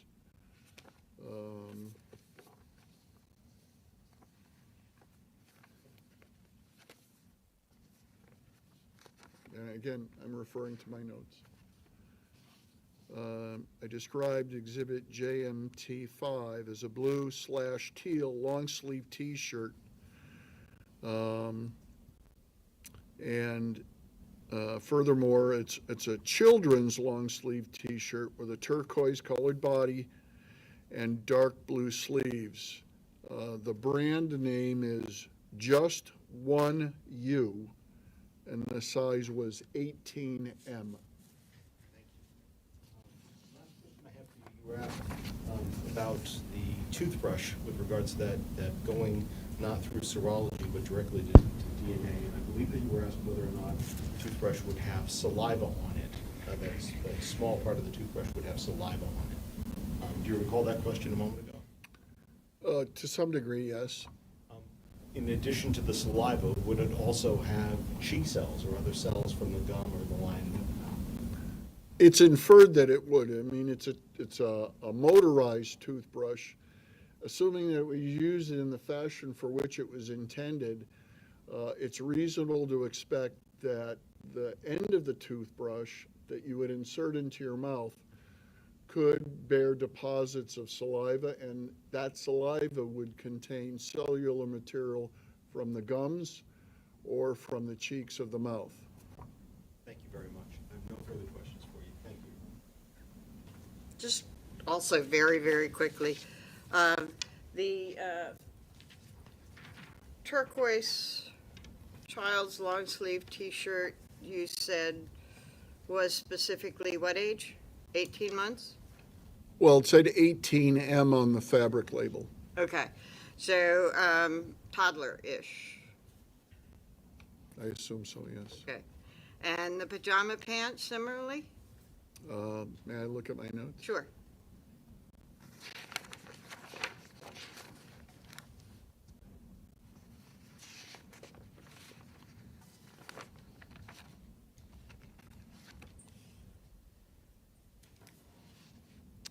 One pair of dark gray fleece children's sleep pants with a red, white, and black winter holiday pattern.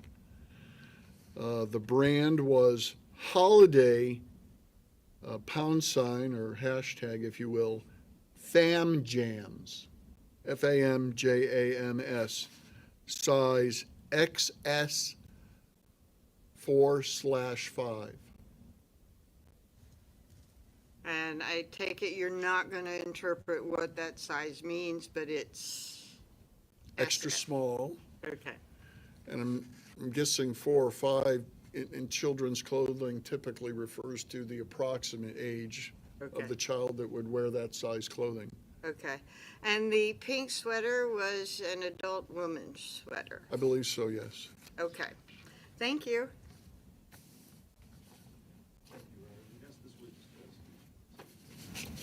Any objection? Yes. May be excused? You may. But sir, you may step down. You are excused. Thank you, Your Honor. Thank you. All right, ladies and gentlemen, it's 2:30, perfect timing for our mid-afternoon break. So I remind you, don't discuss the case with each other. Don't do any independent research. I'm going to ask the witness, if you would, just to stay there for just a moment so I can let the jurors go. We'll see you in about 15 minutes. All rise for the jury, please.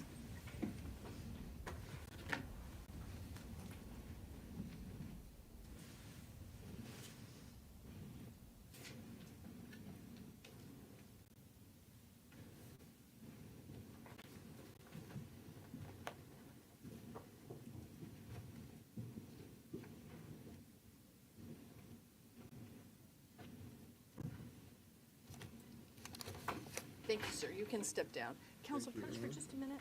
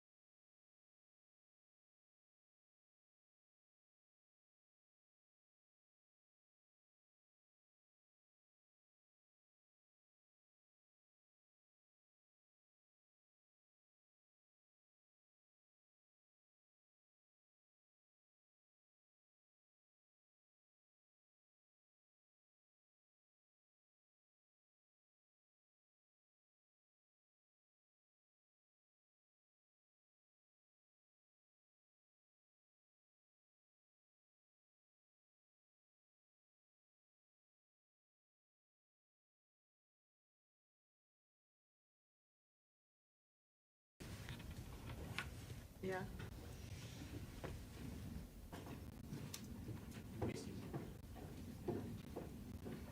We're back at 2:45.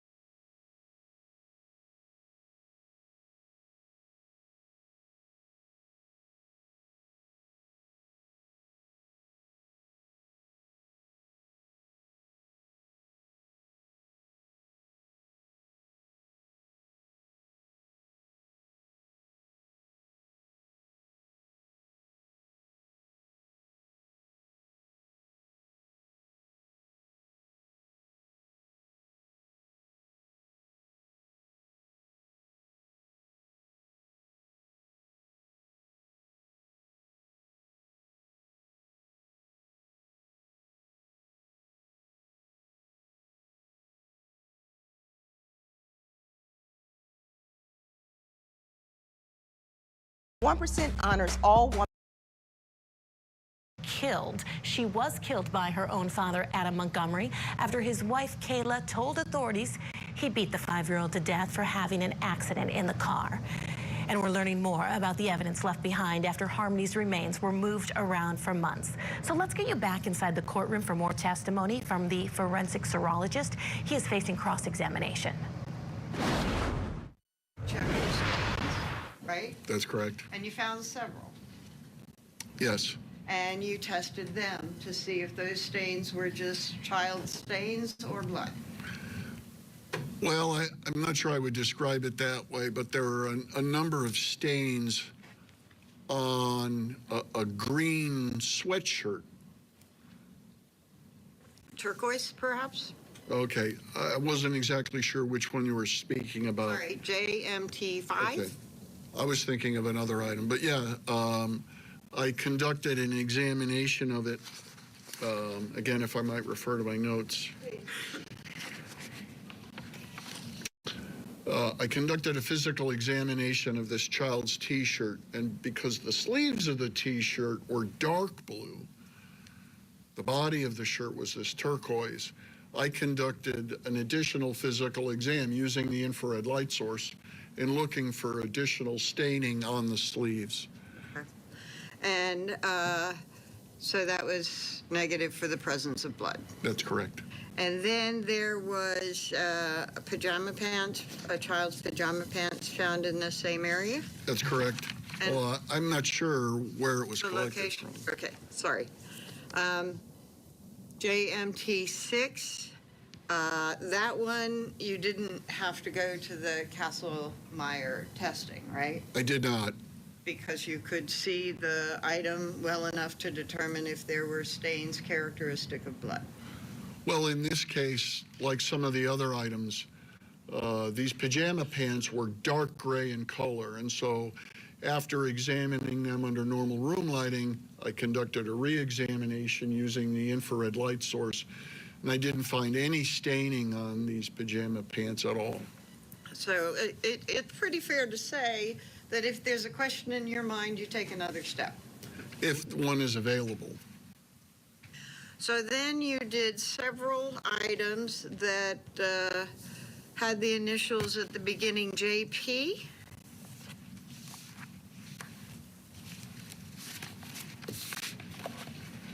Yes.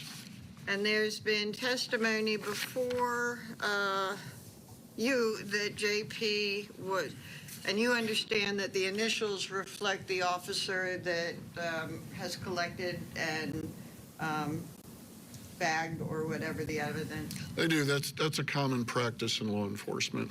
And there has been testimony that that was JP referred to an Officer Pittman. And these items were from the Audi. Were you aware of that? At that time, no. Okay. And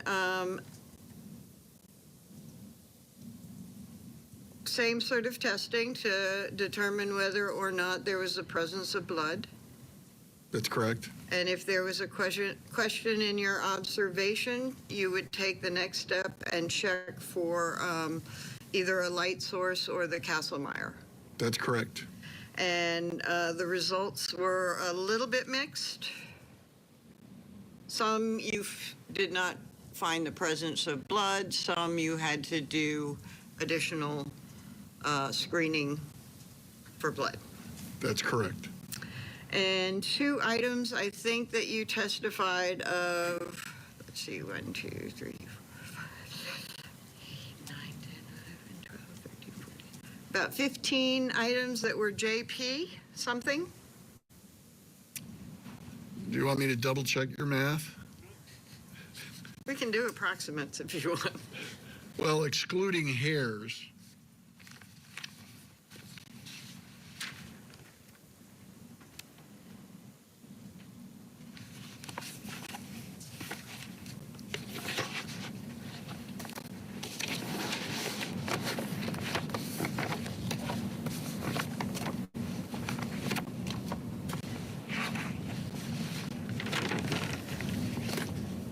I can only find 9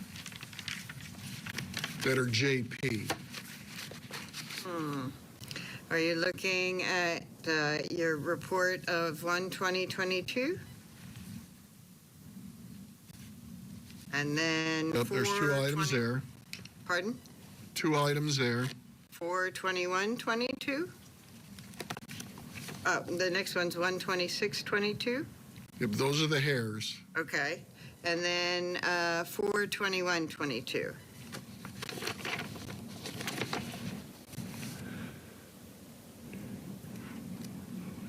7 items there. 7, 8, 9, 10, 13. Total. But you're including the hairs. Yes. Okay.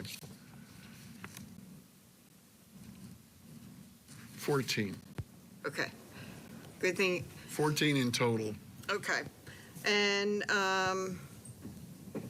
speaking of the hairs, you found 1 specimen, and it's a JP hair, 1 specimen suitable for DNA analysis, and send it on, right? With respect to JP 185, yes. And then with respect to JP 202, a couple of hairs to go to the DNA. That's correct. And other hairs didn't actually have any DNA in them, Well, or you couldn't detect. no. I guess for the remaining hairs, based upon my microscopical examination of the hairs, I had determined that they were likely unsuitable for a DNA analysis. Okay. So then you also testified on direct about a pink woman's sweater, screening positive for blood, right? That's correct. A length of twine, which was JP 251, screening positive for blood. That's correct. And you sent those 2 on for DNA analysis. That's correct. And if these items were found in a motor vehicle that had been sitting out in the weather for a very long time, subject to heat, subject to cold, and subject to mold, apparently, you were still able to find presence of blood on those items. That's correct. And environment I don't know if anyone else watching got a chuckle out of that math exercise that took place, but boy, is Mr. McMahon detailed, and he knows his stuff. We are going to get in a quick break, but don't go anywhere. You're watching Court TV, your front row seat to justice. Tonight on Closing Arguments, the disappearance of Harmony Montgomery and the murder case against her father. As the state continues to present evidence, are they doing enough to convince this jury that Adam Montgomery murdered his daughter? Plus, a Microsoft executive is gunned down and his ex-wife and her new husband are accused of being the masterminds behind his murder. Our experts break down everything we learned from today's pre-trial hearing. Closing Arguments, tonight at 8/7 Central, only on Court TV. Let's gear up. I'm in position. NCIS, open up. We got a runner! I got him! Loose! Party's over. It's over. It's over.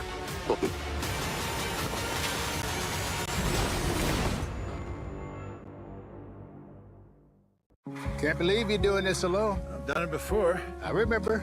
You threw your back out. How you holding up? Hand me that board. Nothing wrong with getting help. I'm good. I did it when Felicia left. I'll figure it out. I know you will, but you don't have to do it alone. That's all I'm saying. If I promise to look into it, will you drop it and help me build this fence? Now you need my help. It can be a real pain sometimes, you know what? Mm-hmm. If you or a veteran you know needs support, don't wait. Reach out. Find resources at va.gov/reach. At Scripps News, reporting your world from the middle matters. Since 1878, Scripps has been a shining light in the middle of the storm. Stories of survival and hope. In the middle of the action. You can see how treacherous the terrain is here. The middle of it all. This is a story that began long before. So when events unfold on every side, see it clearly from the middle. Scripps News. Find with an antenna or on your favorite streaming app. Ion Plus is your home for adventure. Rex, go! Mystery. Fascinating. And thrill. Woo! Just keep your ear out and see if we pick anything up. What's with the dog? He's with me. You're not supposed to root for the criminals. That's what I do. No crime is unsolvable. Some simply take longer than others. You'll always find more on Ion Plus. Weeknights. Daddy and I have some exciting news. Laugh More has a new man of the house. Sounds like a plan that makes everybody happy. And he runs a pretty tight ship. You got blackjack. That pays 3 cookies to 2. I have responsibilities. My game starts in 20 minutes. You said having kids would be fun. I said making kids would be fun. Man with a plan.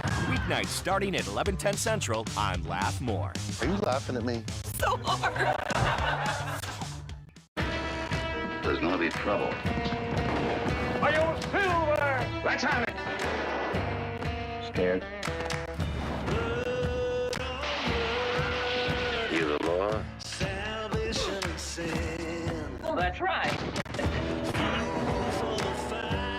I'll find you and I'll kill you.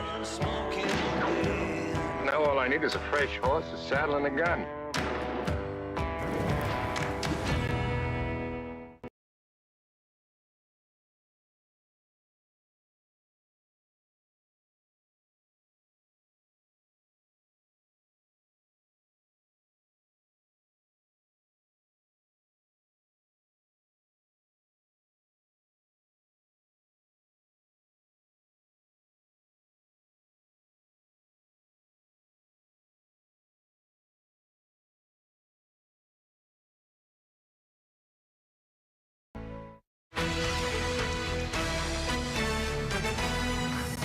We are in the Harmony Montgomery murder trial that's happening out of New Hampshire. Harmony's father, Adam, is accused of killing the 5-year-old back in 2019.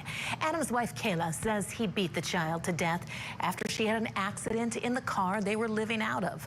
Harmony's remains have never been found. And on the stand now is a forensic serologist. He is facing cross-examination by the defense, so let's get you back into court. Possibly, yes. And it may not. That's correct. And so the fact that something has been in the environment doesn't mean that any blood that's been there has degraded. That's correct. And the fact that something has been subject to heat and cold doesn't mean that any blood that had been present would be degraded. That's correct.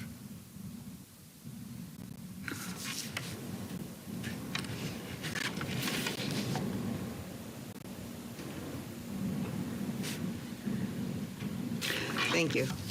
I think, one moment, Your Honor, please.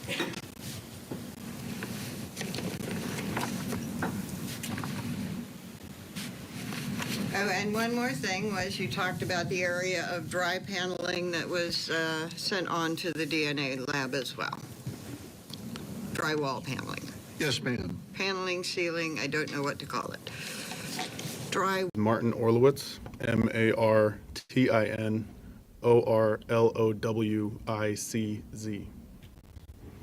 And Mr. Orlowitz, how are you presently employed? I work for the State of New Hampshire State Police Forensic Laboratory. What's your current position with the forensic laboratory? I'm a latent print examiner. And how long have you worked for the State of New Hampshire the New Hampshire State Lab? Since October of 2019. And prior to that, any experience with a forensic laboratory? I worked from October of 2016 to July of 2019. I worked for the State of Alaska Scientific Crime Detection Laboratory. And how long were you with the Alaska State Crime Lab? Between October 2016 and July 2019, so almost 3 years. What was the role that you held while you were while you were employed at the Alaska State Crime Lab? I was doing latent print processing as well as crime scene processing for the lab. And when you say crime scene processing, what did that look like when you were at the Alaska State Crime Lab? The crime scene processing that I did for the state of Alaska was a accessory role where law enforcement would call for an assist if they needed specialty work done at a crime scene, searching for fingerprints or tire tracks or blood, those sorts of things. And was that for the entire state, so all the way from Utqiagvik up north to Ketchikan down south? Yes, it was. You also mentioned latent print analysis. Yes. And did you do that in your current role or in your role with the Alaska State Crime Lab, or both? My role in Alaska was more specifically just latent print processing, which was evidence processing to search for latent prints or fingerprints, as they're more colloquially known. In New Hampshire, I do the second portion of latent print processing, which is the analysis and comparison. And which unit for the state of New Hampshire, which units have you worked in? The name of my unit is the Pattern Evidence Unit. What are your primary duties and responsibilities in that unit?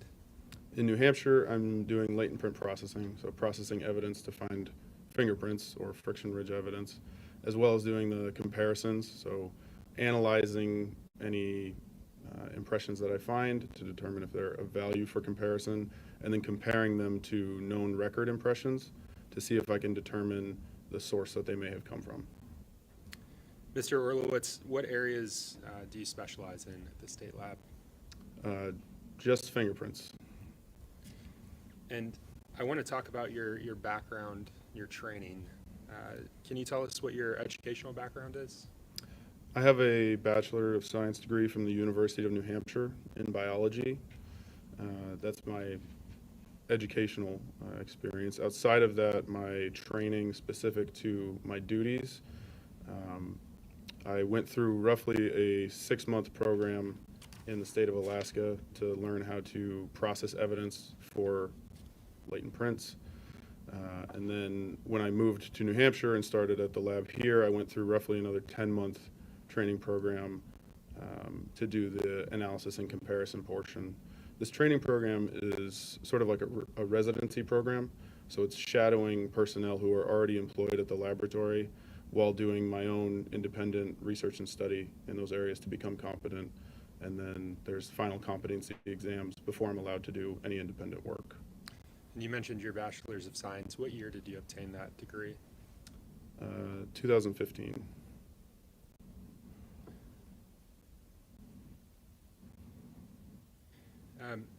I want to talk about the New Hampshire State Police training program for friction ridge detail. Are you familiar with that program? Yes. And can you tell the jurors what it is?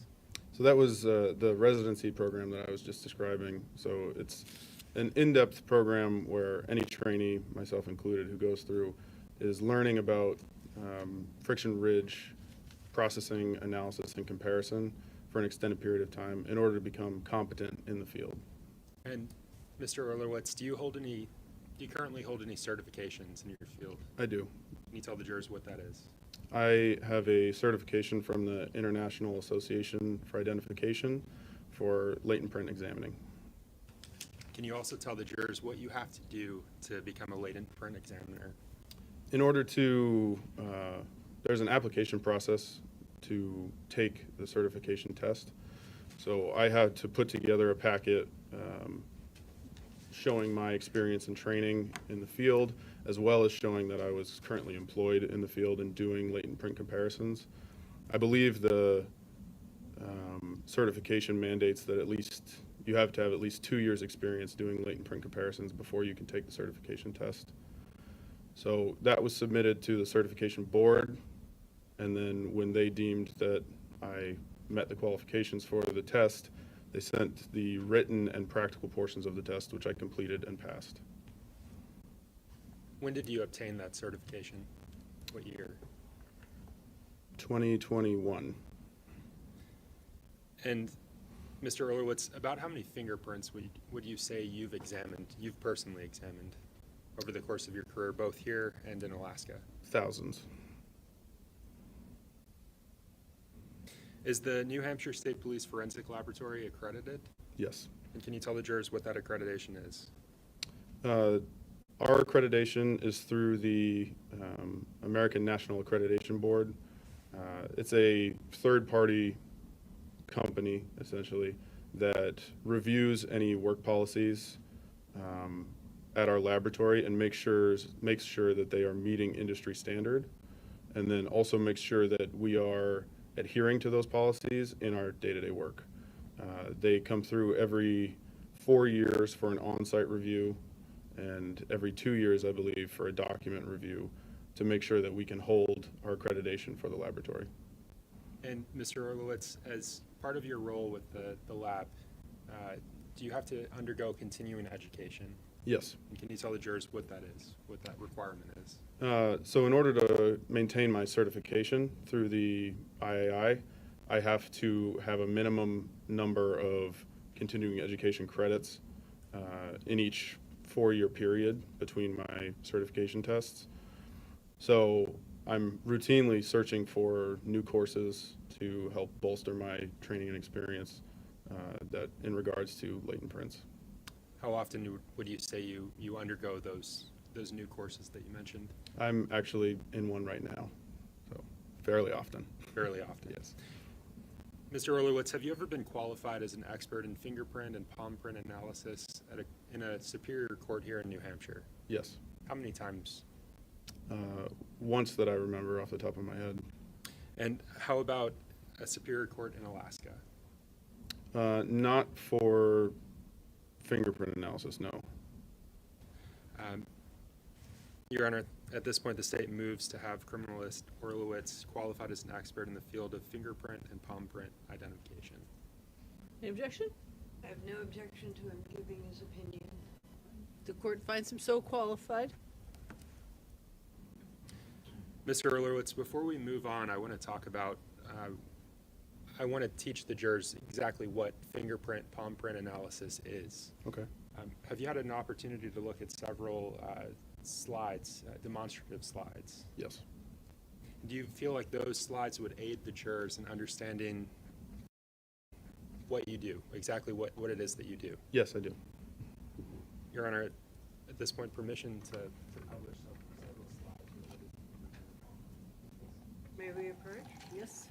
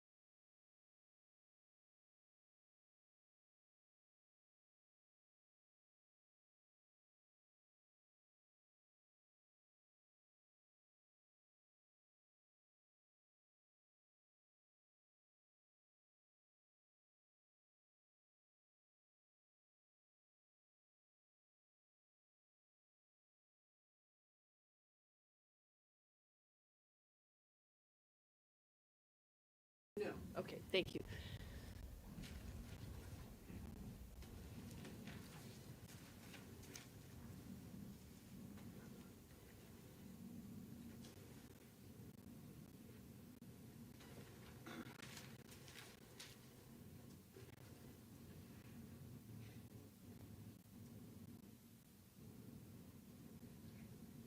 And Mr. Rowland, just to clarify, the demonstrative photos that you reviewed prior to testifying today, nothing to do with this case, is that correct?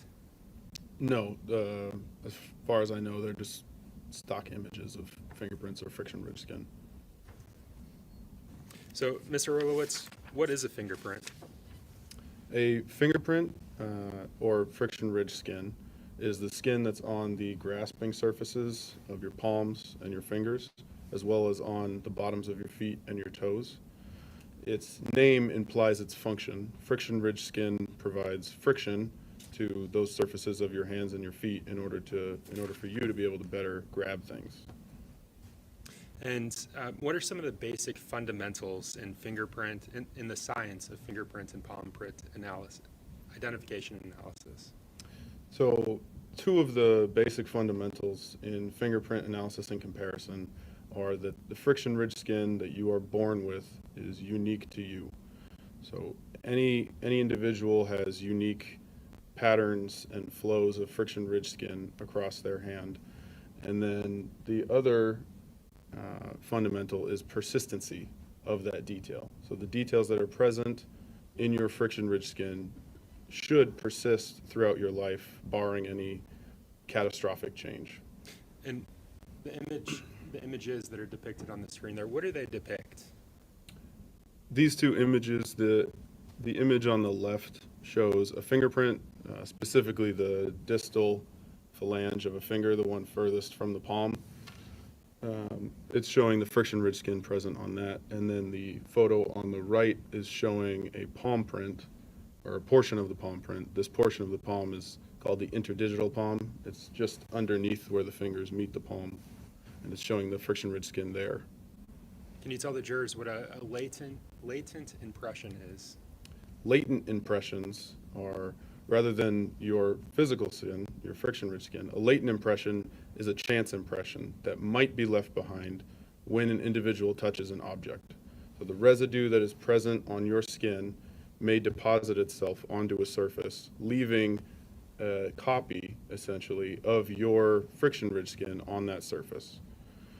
It can also be the inverse, where if a surface is dirty, your friction-ridged skin could lift up the contaminant that's on that surface, leaving almost a negative image of your friction-ridged skin behind.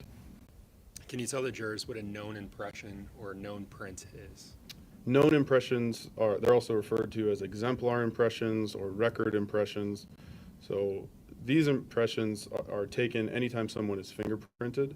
These are a known recording of an individual's friction-ridged skin. Traditionally, these were done with ink, by rubbing ink onto someone's finger and then rolling that finger on a piece of paper to record that. Now there's digital systems that capture the same information. And how are fingerprints deposited onto an item? So again, latent prints, it's a chance recording. So there's a possibility of when someone touches something that friction-ridged detail can be left behind if some of the residue that's on your hand stays on the surface, or if residue that's on the surface comes away on your hand. So is it like what you'd see on TV where if someone touches something, it always leaves a fingerprint? Not always. There's a variety of factors that may inhibit deposition of friction-ridged detail. The easiest one that I can think of is if someone was wearing gloves. When I work in the laboratory, I wear gloves so that I don't leave fingerprints on the things that I'm working on. That's the easiest way to inhibit deposition. What determines, other than the gloves, what determines whether fingerprints are left on an object? There's other types of surfaces that are very difficult for fingerprints to be left behind on. So for instance, clothes, these types of porous surfaces, they don't hold friction-ridged detail or fingerprints very well. Surfaces that do hold fingerprints very well are nice, smooth, non-porous surfaces, or things like pieces of paper, the adhesive side of tape. Those things hold fingerprints very well. It also depends on environmental factors. So if the surface is very wet, the likelihood that a fingerprint may remain goes down. If a fingerprint may also be deposited, but then later be washed away if it's raining. So there's a variety of factors that go into deposition. And how long do fingerprints generally last, remain on an object? It's difficult to say exactly how long a fingerprint may stay on an object. Again, it depends on environmental conditions. So if, to give an example, if a fingerprint is left on an exterior window in the baking sun, and then it rains the next day, and then we go through some New Hampshire weather and it snows or we have a nor'easter, there's a higher chance that that fingerprint is going to be washed away or wiped away than, say, a fingerprint that is inside a house on a metal fridge that gets touched, every day. Likely there will be fingerprints there much longer. I want to switch gears just a bit. Once you've received a fingerprint, how do you go about analyzing it? When I'm looking at fingerprints, I'm trying to analyze any of the information that's present within them. So the information that I'm looking at is a macroscopic to a microscopic feature. Generally, we describe these as level 1, 2, and 3 detail. Mr. Orlowitz, how is an identification made and the comparison conducted? A comparison is conducted by taking the analyzed latent impression and then comparing it to known impressions or a record impression to determine if there's the same source or if they're not the same source. An identification specifically is a conclusion that can be rendered if it's my determination that the latent print and the record impression have enough detail in similarity in order for me to say that they came from the same source. And so the screen shows this methodology ACE. Can you describe that to the jurors? This is the analysis, comparison, and evaluation methodology that I use on every case that I work. This is the methodology that most latent print examiners in the field use. So analysis is, again, assessing the detail. So assessing those macroscopic and microscopic features, those 3 levels of detail. Once that's done, I would move to the comparison phase, comparing the latent impression that I analyzed to known record impressions. And then my evaluation is my final conclusion of my comparison phase. So whether I identify the print, which is, as I said, when it's my opinion that the 2 impressions came from the same source, or if I exclude the print, meaning that the latent impression and the record impression, I believe, are from different sources, there's a third conclusion I can come to called inconclusive. This conclusion is used if the record impressions that I have available to me are too low quality in order for me to definitively say whether the latent print came from them or did not come from them. Mr. Orlowitz, can you walk us through that identification process and the different levels of detail that you're looking for to make a comparison? So during my analysis, again, assessing the details present in the latent print. I like to think of it as starting with a macroscopic view of the impression and then moving to a microscopic view. There's 3 levels of detail. The first level of detail is ridge flow. So how the ridges themselves are flowing across the finger or across the hand. In fingerprints specifically, there are 3 pattern types that are typical to see. There is an arch pattern type, a loop pattern type, and a whorl pattern type. Those are helpful in determining anatomical source and orientation. If I can see a pattern type, I can determine this likely came from a distal phalange portion of the finger, and I can usually determine which orientation is up on that, which direction would be up on that latent impression. Because all I'm assessing with level 1 is the ridge flow, I would not make an identification just based off of that ridge flow. Lots of people in the population share pattern types. So a lot of people have whorls, a lot of people have loops, a lot of people have arches. That's a macroscopic detail, but the microscopic detail, the level 2 and 3, is where I can begin to make an identification. So let's discuss level 2 detail. The level 2 detail is ridge path formation or deviation. So this is moving from looking at the entire latent print to looking at one single ridge at a time. And what I'm determining and looking at in my analysis is where these ridges are ending, where they're splitting, where there's smaller ridges. So I'm searching for attributes specific to each ridge. A grouping of these attributes can be used to identify a latent print to a source. And so I see bifurcations up there. Can you describe what that is for the jurors? Bifurcation would be where a ridge splits from one ridge into two ridges. A ridge ending is exactly what it sounds like. It's where a ridge ends. And then a dot or a short ridge is just a very small segment of ridge instead of a longer portion. And can you just identification process in terms of level 2 detail? What are we looking at on this slide? So this is this photo is showing specifically those three features that I just mentioned: bifurcations, ridge endings, and dots. It's pointing them out in the greater ridge flow in the larger image, and then zooming in to show you the exact feature in the smaller images.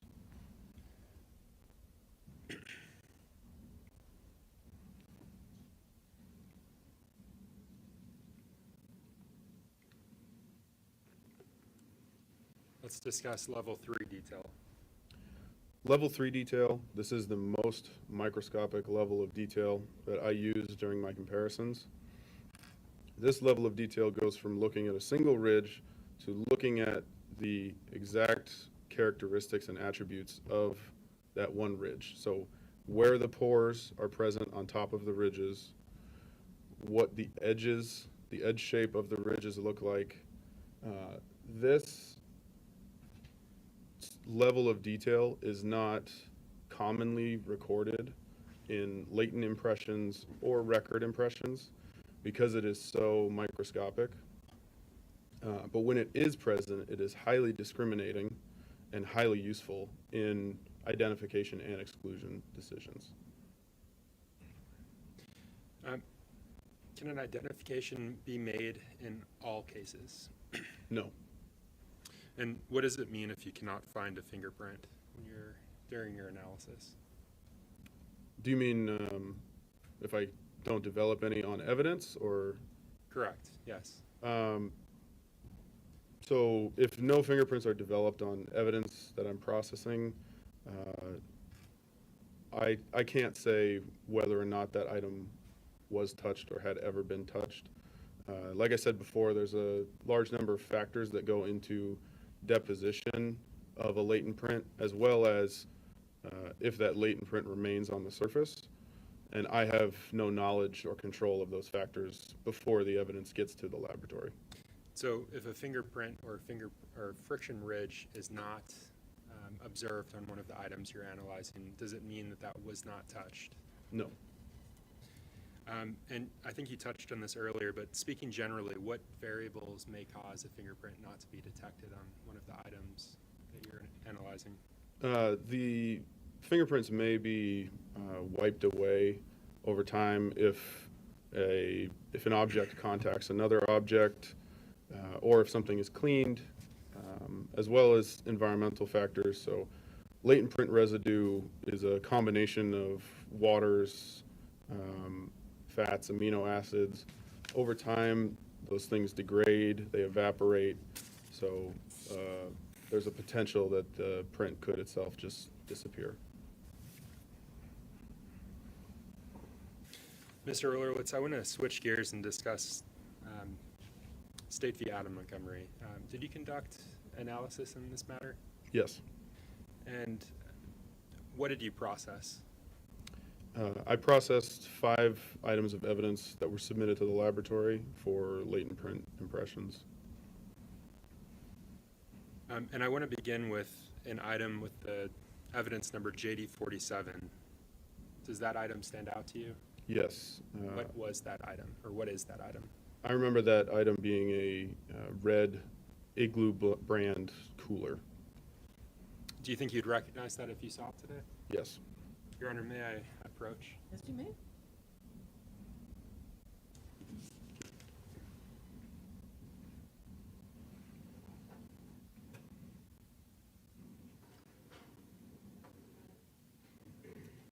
So, Mr. Orlowitz, I'm showing you what's been marked for identification as State's Exhibit 29.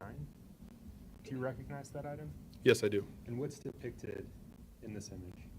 This is JD47, the red Igloo brand cooler that I processed at the laboratory.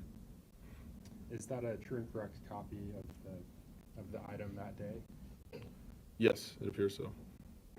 Your Honor, the state moves to strike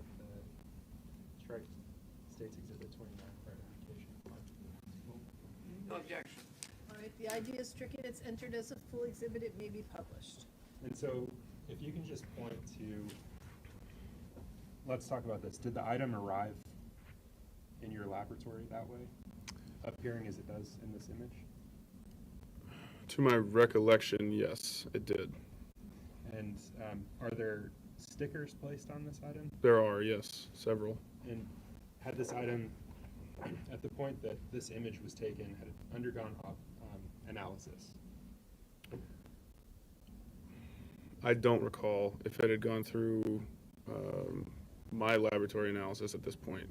I believe, I don't want to speculate on that.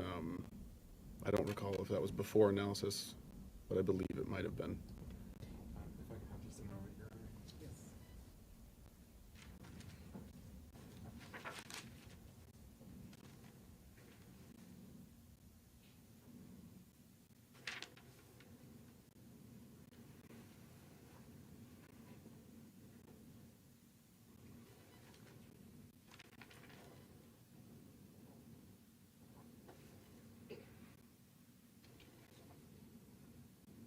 Mr. Orlowitz, I'm showing you what's been admitted as State's Exhibit 28. Okay. Having seen this item, does that refresh your recollection on whether or not image State's Exhibit 29 had undergone analysis?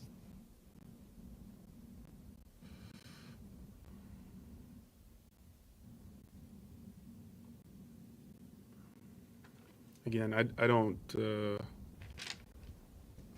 believe it went through latent print analysis before that image was taken. Okay. At some point, did it? Yes, it did. And you conducted that analysis? Yes.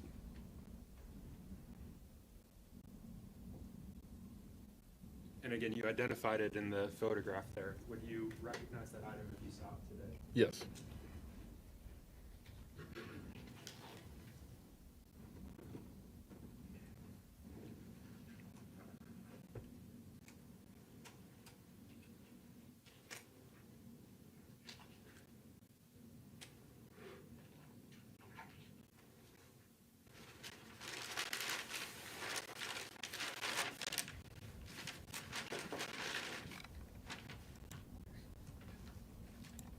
Mr. Orlowitz, I'm showing you what's been marked for identification as State's Exhibit 73, and I'm just going to ask that you stand. Do you recognize this item? Yes, I do. Is this the item that you conducted testing on? Yes, it is. You removed it from the baggage.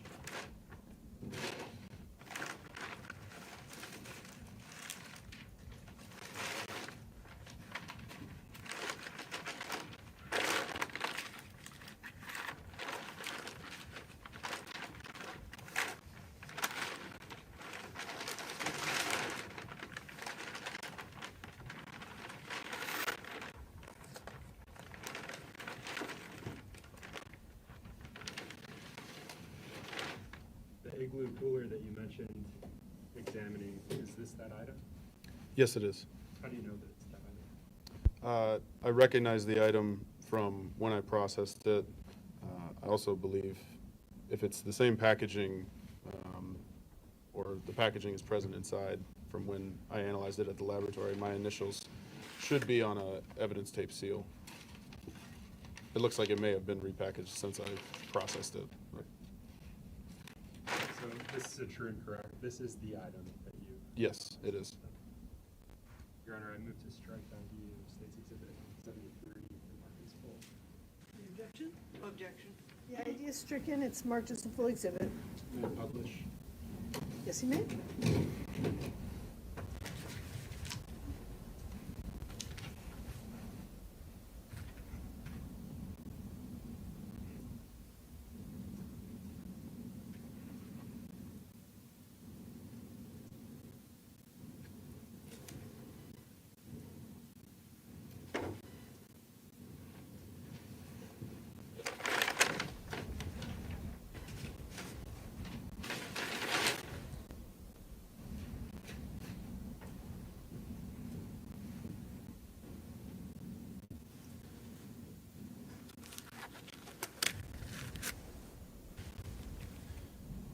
Mr. Orlowitz, you mentioned processing that item, analyzing it. What were the results of that analysis?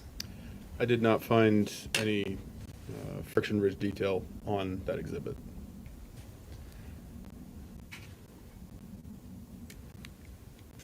No friction-ridge detail? That's correct. Your Honor, may I approach? Yes.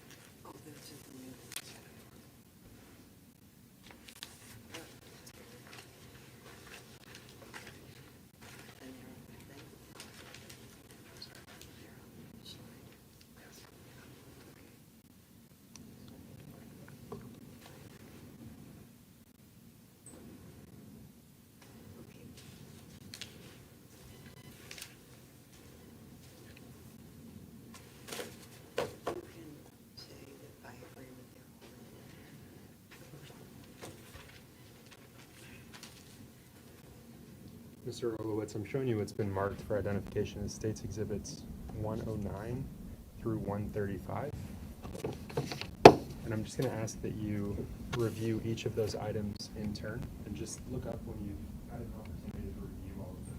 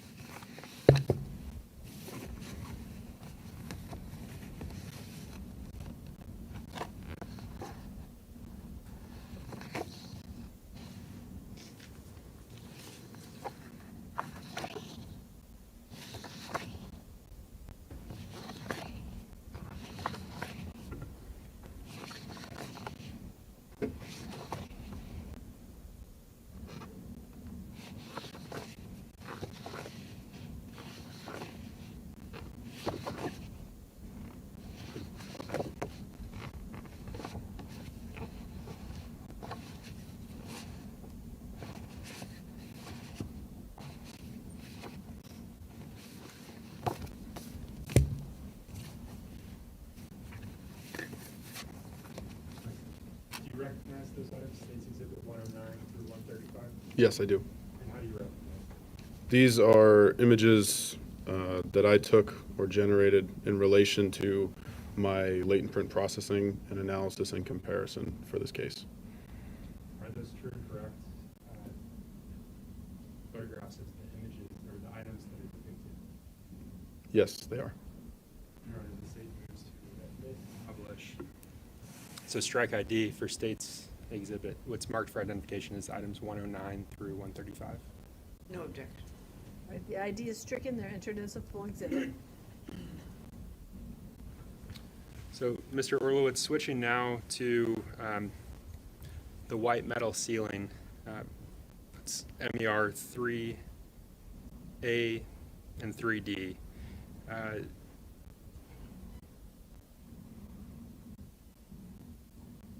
So metal ceiling, a vent, and a section of drywall. Did you have an opportunity to analyze those items? Yes, I did.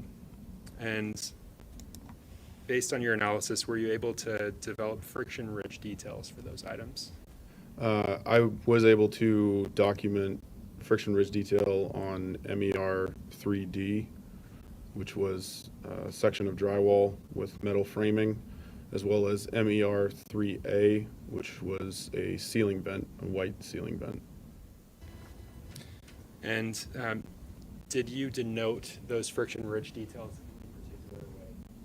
All of the friction ridge areas that I documented were designated with an L number, so L1, and so on as more would be documented. And was that L1 through L13? Yes, it was.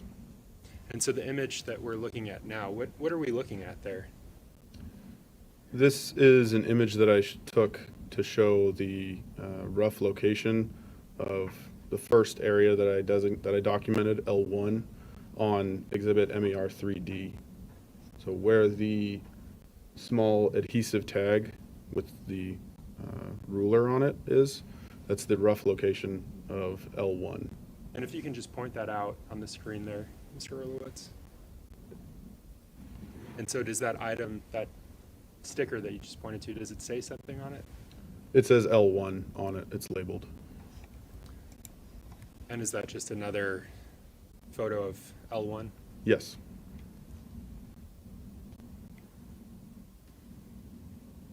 And what does this image show us? This is showing the rough location of the next two areas that I documented, L2 and L3. They are similarly labeled as L1 with the small adhesive scales in this area. So that's L2 and L3.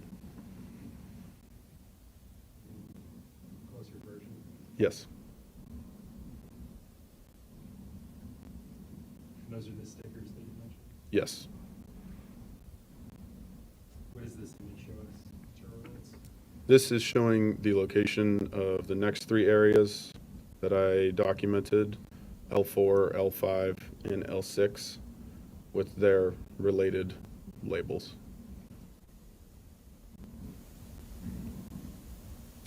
And what does this image show us? Let me back up one. What does this image show us, Mr. Orlowitz? This is a different angle of those same three areas, L4 through L6. And can you just point so the jurors are able to see?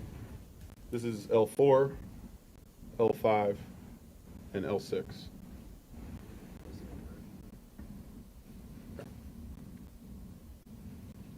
And what is this item? This is exhibit MER 3A. This is that ceiling vent. This is a photo that I took to show the location of several designated areas that were on, I guess I would call it the underside of it, so the side that would typically be in a ceiling, not the visible side of it. And can you identify in that photograph just each of the areas that you designated items? The areas present in this are excuse me, L7, L8, L9, and L10 in that corner. There's another tag over here, but I'm not sure what the designation is on that one. Let's focus on L7 through L10. This is a closer view of those same four areas from that front left corner in the previous photo. And just for those in the back that can't see, can you just point out? Again, L7, L8, L9, and L10, the furthest.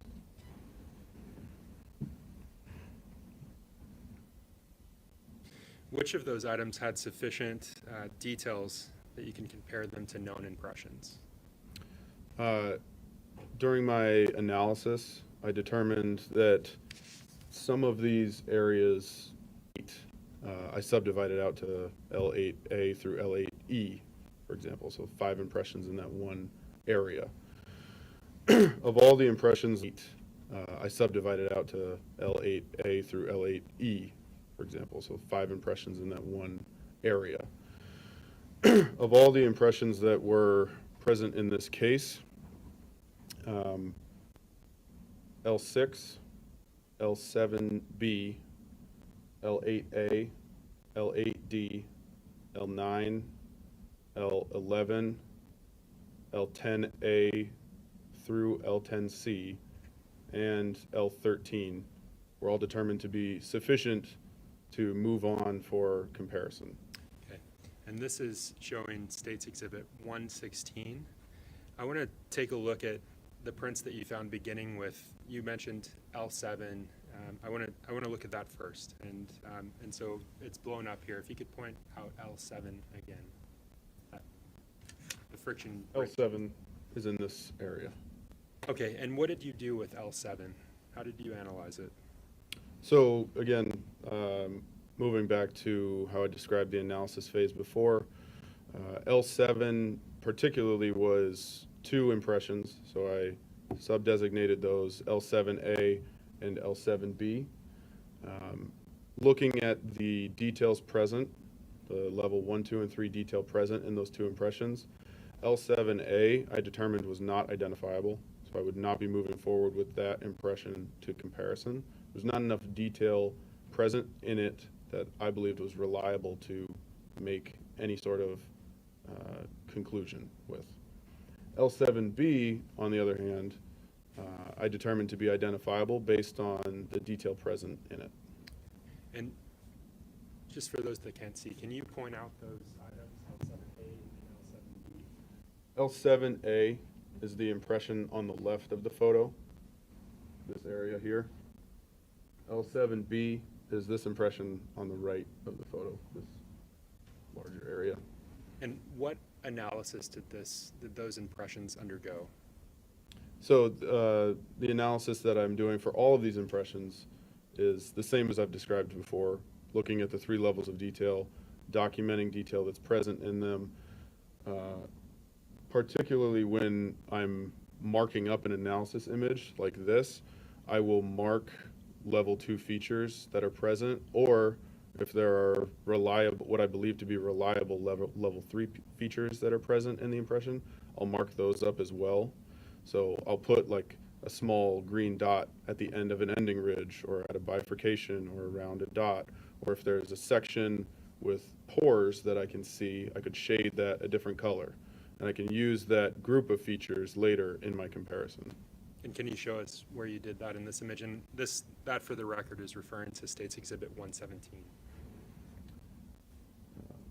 There are very small green dots at the end of these ridges or these bifurcations that are present in this image. And the large line at the top, what does that indicate? The in my field we would call that a horseshoe. The horseshoe line at the top of the impression means that I have deemed it to be identifiable. So any impression that has a horseshoe over it, it's denoting 2 things. One, that I've determined that that is a fingerprint impression specifically, so from a finger, as well as that I believe it's identifiable. And what is written next to L7A? Next to L7A is NI, is written NI, which stands for not identifiable. With respect to L7B, what was your next step in that analysis? The next step after analysis would be my comparison. Okay, and let me stop you there. When you were analyzing the items that you received, did you have anything to compare those items to? Any known samples, known prints? When the evidence came into the laboratory, I was not supplied any known impressions to compare to. Okay, and I believe you were going to say the next step of your analysis, and I'm moving to State's Exhibit 118. What is this image showing us? This is my comparison chart. So this shows the latent image from the evidence on the left-hand side, and then the image on the right is from a record impression or exemplar impression. Excuse me. So comparing the feature, in this image, I'm marking features that I marked in my analysis onto the record impression to determine if the two have enough similarity in order for me to establish an identification. And then I would create this chart showing the areas of correspondence that led me to my identification conclusion. Were you able to identify the person that deposited that print? Yes, I was. And who was it that you identified? Adam Montgomery. And can you show the jurors the comparison? Stand up. Gardner, may we approach? Yes.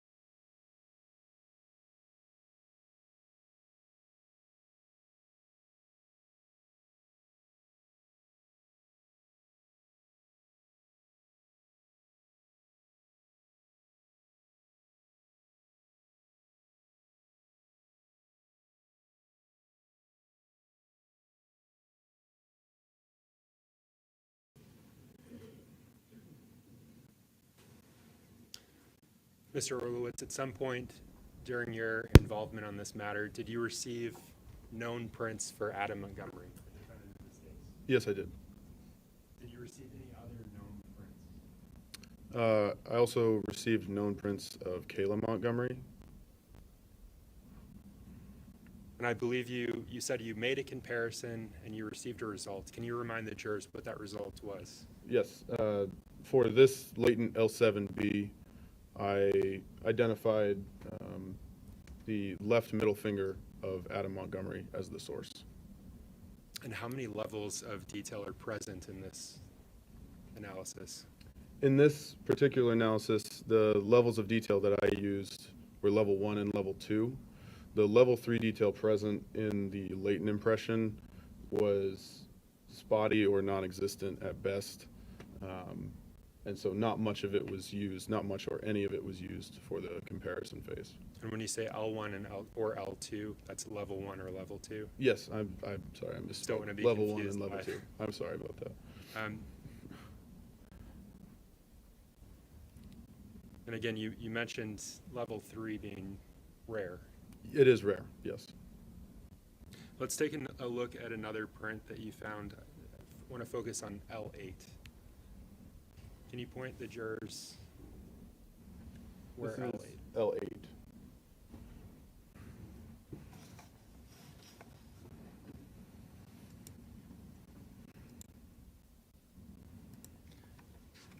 So I'm showing what's been published or admitted and published as State's Exhibit 119. What does this image show us, Mr. Orlowitz?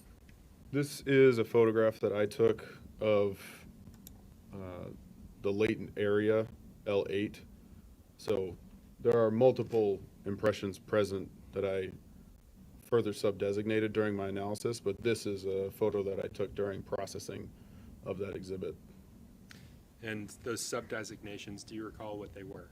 Yes, they were L8A through L8E. And does this image show an alternative light source? It does, yes. Can you tell the jurors what that is, why you use it? An alternative light source is a forensic lighting application that is typically used in conjunction, at least in the laboratory, with a dye stain or some sort of fluorescent chemical. What this enables us to do is remove background color or pattern from the evidence in order to better visualize friction ridge detail that's been developed on that item. And now, This is State's Exhibit 120. What does this show us? This is my analysis image of L8A through L8E. And what was your analysis? What was the results? Were you able to develop? Go ahead. Sorry. My initial analysis was that 3 areas were identifiable: L8A, L8C, and L8D, I believed to be identifiable. L8B and L8E I determined to be not identifiable and would not be moving forward with those to comparison. During the course of my analysis, I reanalyzed L8C and determined that the detail present in that was not enough for me to reliably move forward with that impression to a comparison. So I determined that L8C was also not identifiable. And so now L8A and L8D are identifiable impressions. And how did your analysis proceed with those items? The same analysis methodology that I've been describing. These were all determined to be, L8A and L8D were determined to be fingerprint impressions. That's the horseshoe over the top of both of them. So I would be comparing fingerprints to these. And who did you compare those two? I compared Adam Montgomery to these impressions. And were you able to identify the L8A friction ridges from MER 3A? Yes, I was. And who did you identify those to? I identified those to Adam Montgomery. Which finger of Adam Montgomery? I believe the left middle. And how many levels, with respect to L8A, how many levels of detail were present? I'm not sure. Without looking at my chart, I'm not 100% sure. But in any latent impression, any of the 3 levels of detail can be present and can be used for a comparison. In most of these impressions, I was using level 1 and level 2 detail to arrive at my identifications. With respect to L8D, were you able to identify friction ridge details from that item? Yes, I was. And who did you identify as the source of those? I identified Adam Montgomery. Which finger of Adam Montgomery? The left little. Let's look at another print that you found. This one, L9. This is State's Exhibit 121. Can you tell us what we're observing here? This is my analysis of L9. This impression I analyzed to be a simultaneous deposition, meaning that both areas present in this image are from one simultaneous touch. Both fingers came down at the same time and left these impressions. I determined that based on the angle of contact as well as deposition distortion present in the images.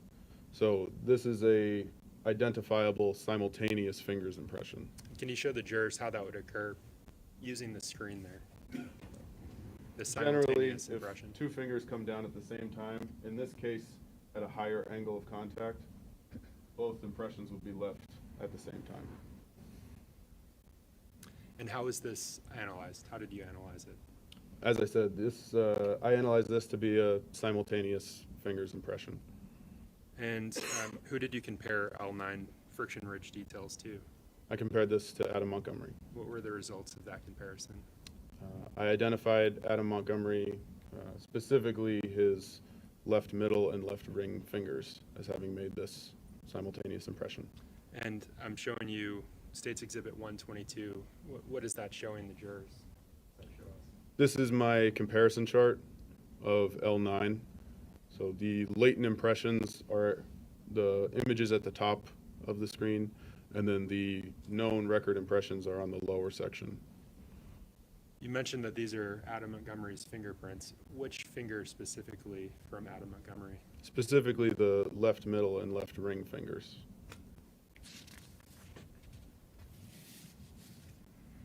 I want to look at another print that you found, so I'll draw your attention to L10. Did you have an opportunity to analyze L10? Yes. And can you tell the jurors how you analyzed it? L10, I determined to be 3 separate fingerprint impressions. These fingerprint impressions, I decided that they were not simultaneous because of the angle of deposition and the almost impossibility of deposition simultaneously due to anatomical position of the fingers on the hand and the directionality that these were deposited in.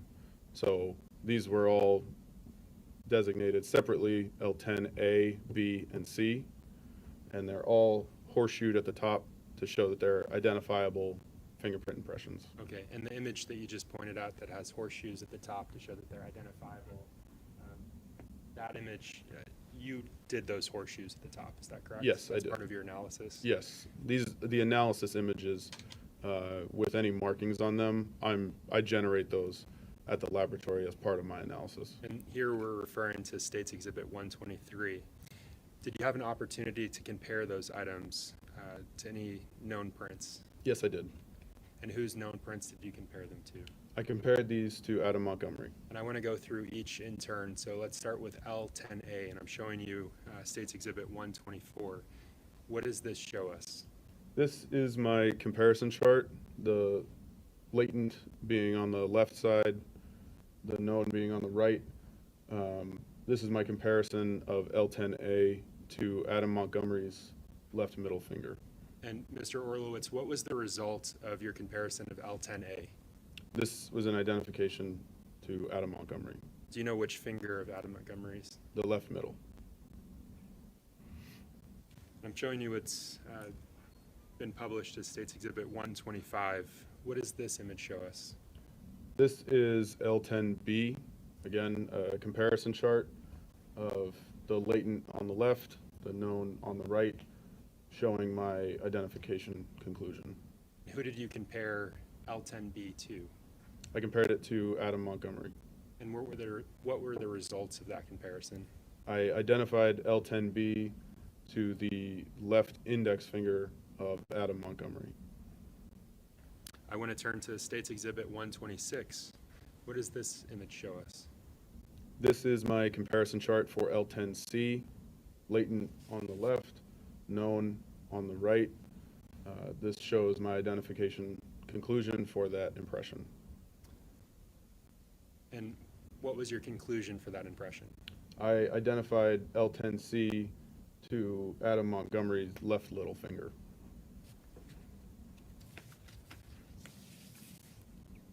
I want to look at another print you found. I'd turn your attention to L11, and here I'm looking at States Exhibit 127. What is this image showing us? This is one of my processing images from processing the item of evidence MER3A that this latent L11 came from. This is just showing the latent in its entirety. And how did you process this latent? This latent itself, are you referring to the chemical processing or? The chemical processing. Chemical processing.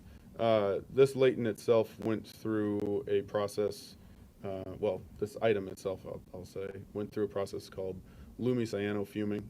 So it's a superglue fume that when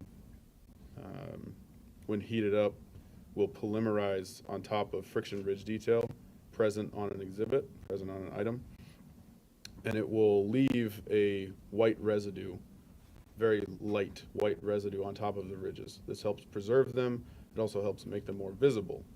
Lumicyano also combines a fluorescent dye, so it can then later be visualized with an ALS, which I mentioned earlier, to help better visualize any prints present on that exhibit.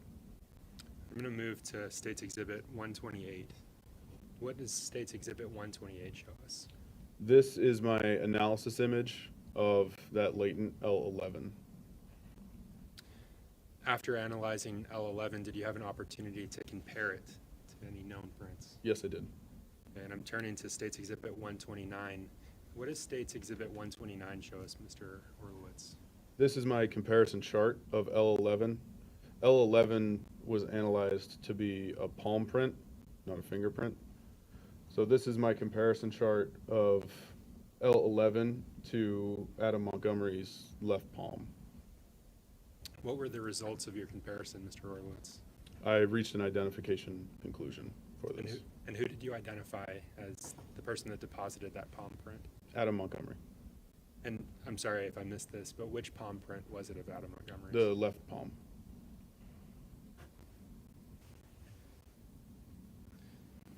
Mr. Orlowitz, I want to look at another print that you found, and I want to turn your attention to L13.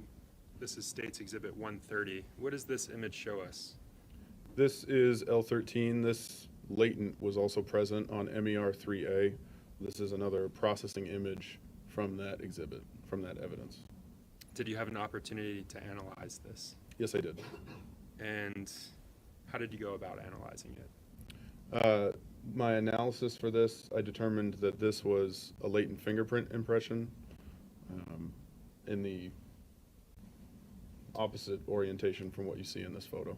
We turn into State's Exhibit 131.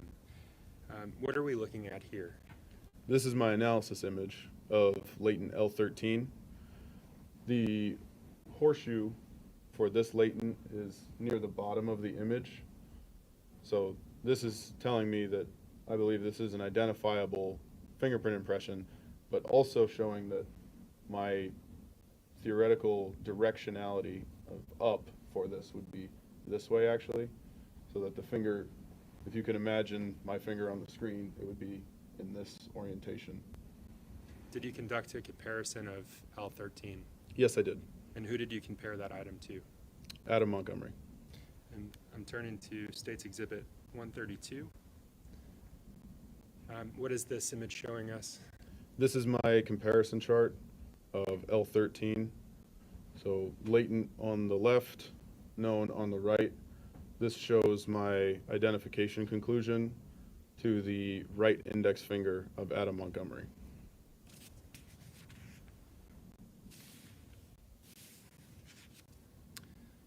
I want to look at the final print that you found. So I want to turn your attention to L6, and this is State's Exhibit 133. Did you have an opportunity to process State's Exhibit 133, so L6? Yes, I did. And how did you go about doing that? The exhibit that L6 was on was MER 3D. This evidence was a large piece of drywall with metal framing on it. It was roughly 5 foot by 6 foot. It measured about that. I did a super glue fume, so similar to the Lumi-Cyano fume that I told you about earlier, but without the addition of the fluorescent dye step. So this was just with the super glue fume in order to process for these impressions. Were you able to analyze this item? Yes. And I turn your attention to State's Exhibit 134, which I've put up on the screen. What does that show us? This is my analysis image of latent L6. So I determined that these 4 touches, these 4 areas of friction-ridged skin on this exhibit were one simultaneous impression. So all 4 of those fingers came down at the same time on the exhibit and left those 4 impressions. Following your analysis, did you conduct a comparison of L6? Yes, I did. And who did you compare L6 to? I compared to Adam Montgomery and Kayla Montgomery. And what were the results of that comparison? Both of them were excluded as having been the source of this impression. And did you conduct further comparisons on this L6? After reaching those conclusions, I ran this impression through our automated biometric identification system, or ABIS system, which is a repository of record impressions from local systems as well as national systems. So I turn your attention to State's Exhibit 135. What does this image show us? This is my comparison chart of L6 to known impressions of an individual who was a candidate on the search list that ABIS sent back to me after performing the search against the records. This candidate's name was Yared Luyano Mondrag. I identified this impression as having originated from that source. So after looking at the entire ceiling paneling, the vent, there were only 2 individuals you were able to identify as having deposited prints on those items. Is that correct? Yes. And can you remind the jurors who those 2 individuals are? Adam Montgomery and Yared Luyano Mondrag. Are you aware that Yared Mondrag, Mr. Mondrag, was the drywall installer? I was not aware of that. Thank you. No additional questions.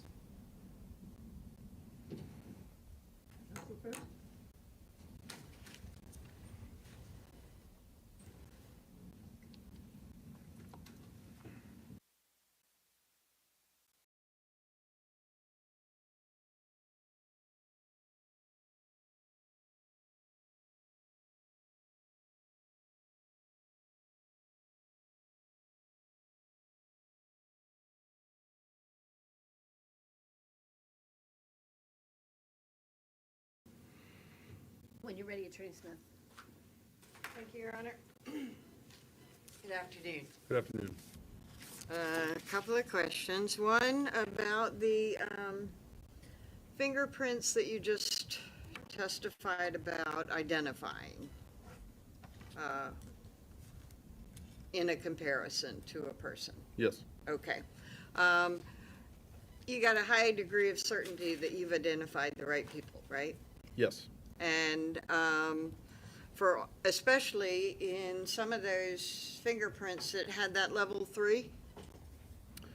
I don't recall specifically using level 3 in any of my comparisons. They were also done in June 2022, so my memory may be a bit off. In any event, a very, very high degree of certainty that Adam Montgomery's fingerprints were found on the metal ceiling vent, and then some on the metal that held the drywall together. Yes. Right? And then the other was somebody completely unrelated. Yes. Okay.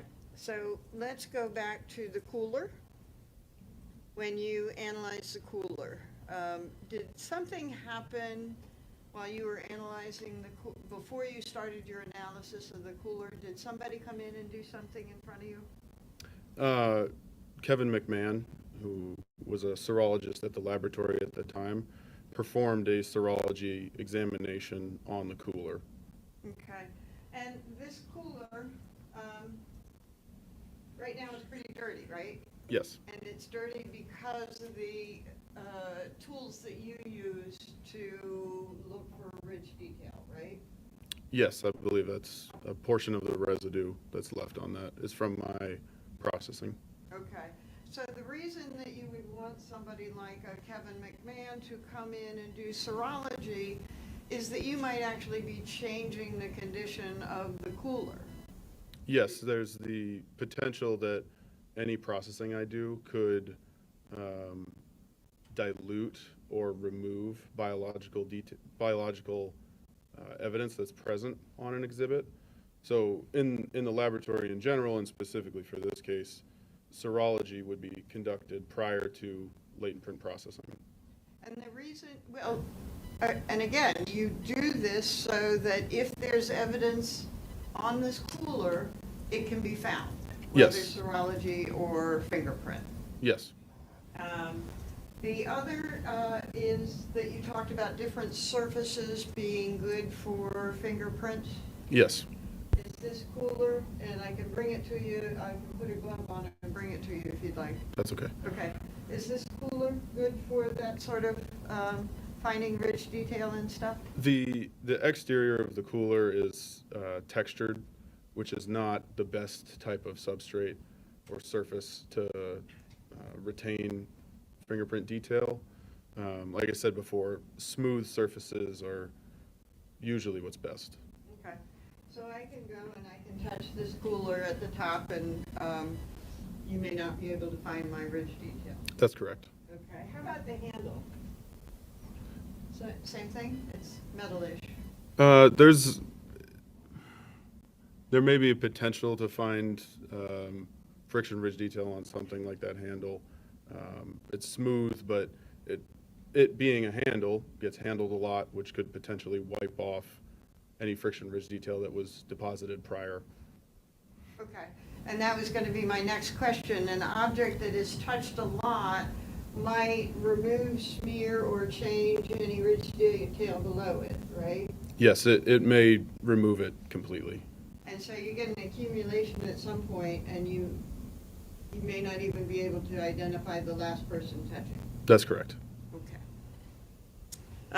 The metal ceiling vent and the drywall, did that go through a similar serology analysis before your fingerprint analysis? Yes, they did. And that was separate. It wasn't actually in your portion of the lab, right? Right, that's correct. Okay. And there's another item that you tested. Do you recall? There was a small pink child's cup. I believe the agency item number was BEO 25. Okay. And nothing there? No friction ridge detail was documented or developed on that. Okay, and was that a good surface to find fingerprints? My recollection was that the exterior of the cup was fairly textured. There were some flat portions, but much of that cup, I think, was a textured surface. Okay. So is it fair to say that none of the items that you tested raised a suspicion that they had been wiped or cleaned off? No, I did not have that suspicion during my testing. Thank you. Thank you.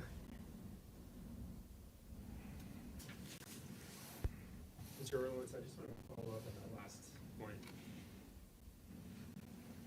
How would you know? How would you be able to see if things were wiped off? During my processing, if wipe marks or drag marks became visible during the processing, that could potentially cue me off that something had at least been wiped across the surface.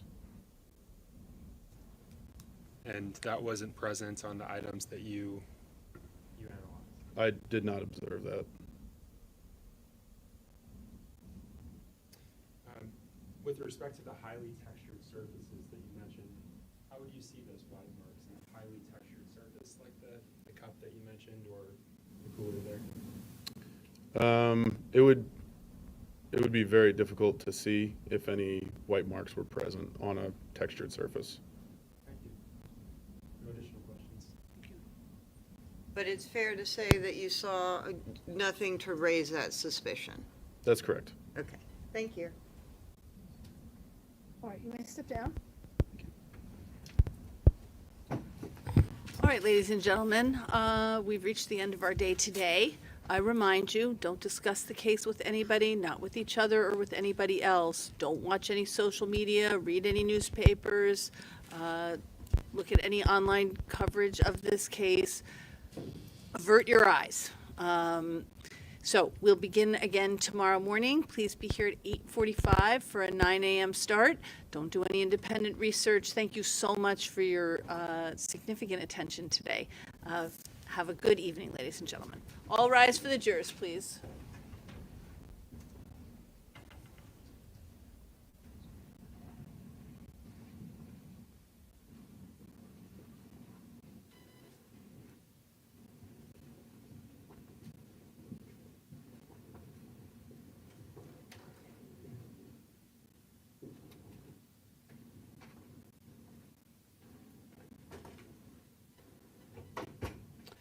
All right, everybody. We'll see you in the morning. I don't know if we have somebody who's incarcerated who's coming. You're going to let me know before I say your next witness. Yes, of course, Your Honor. Okay. I think there's just the one individual for transport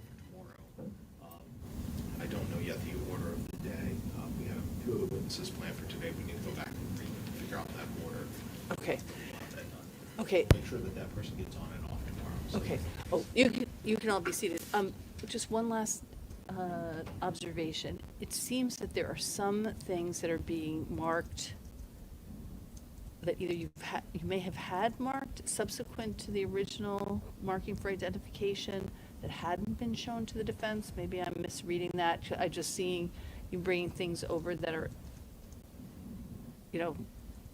new to the list. I just want to make sure. Are you seeing, other than that fingerprint issue, are you seeing everything in advance? I think that there were some things that were marked this morning that we hadn't realized. So I just want to say, if you know you're going to be using something and you're having our court monitor mark it, make sure that they see it, okay? I think that's important, just then they're not seeing it for the first time when it's being introduced. Okay, anything else? No? No, Your Honor. Very good. Thank you, everybody. I'll see you tomorrow. Thank you.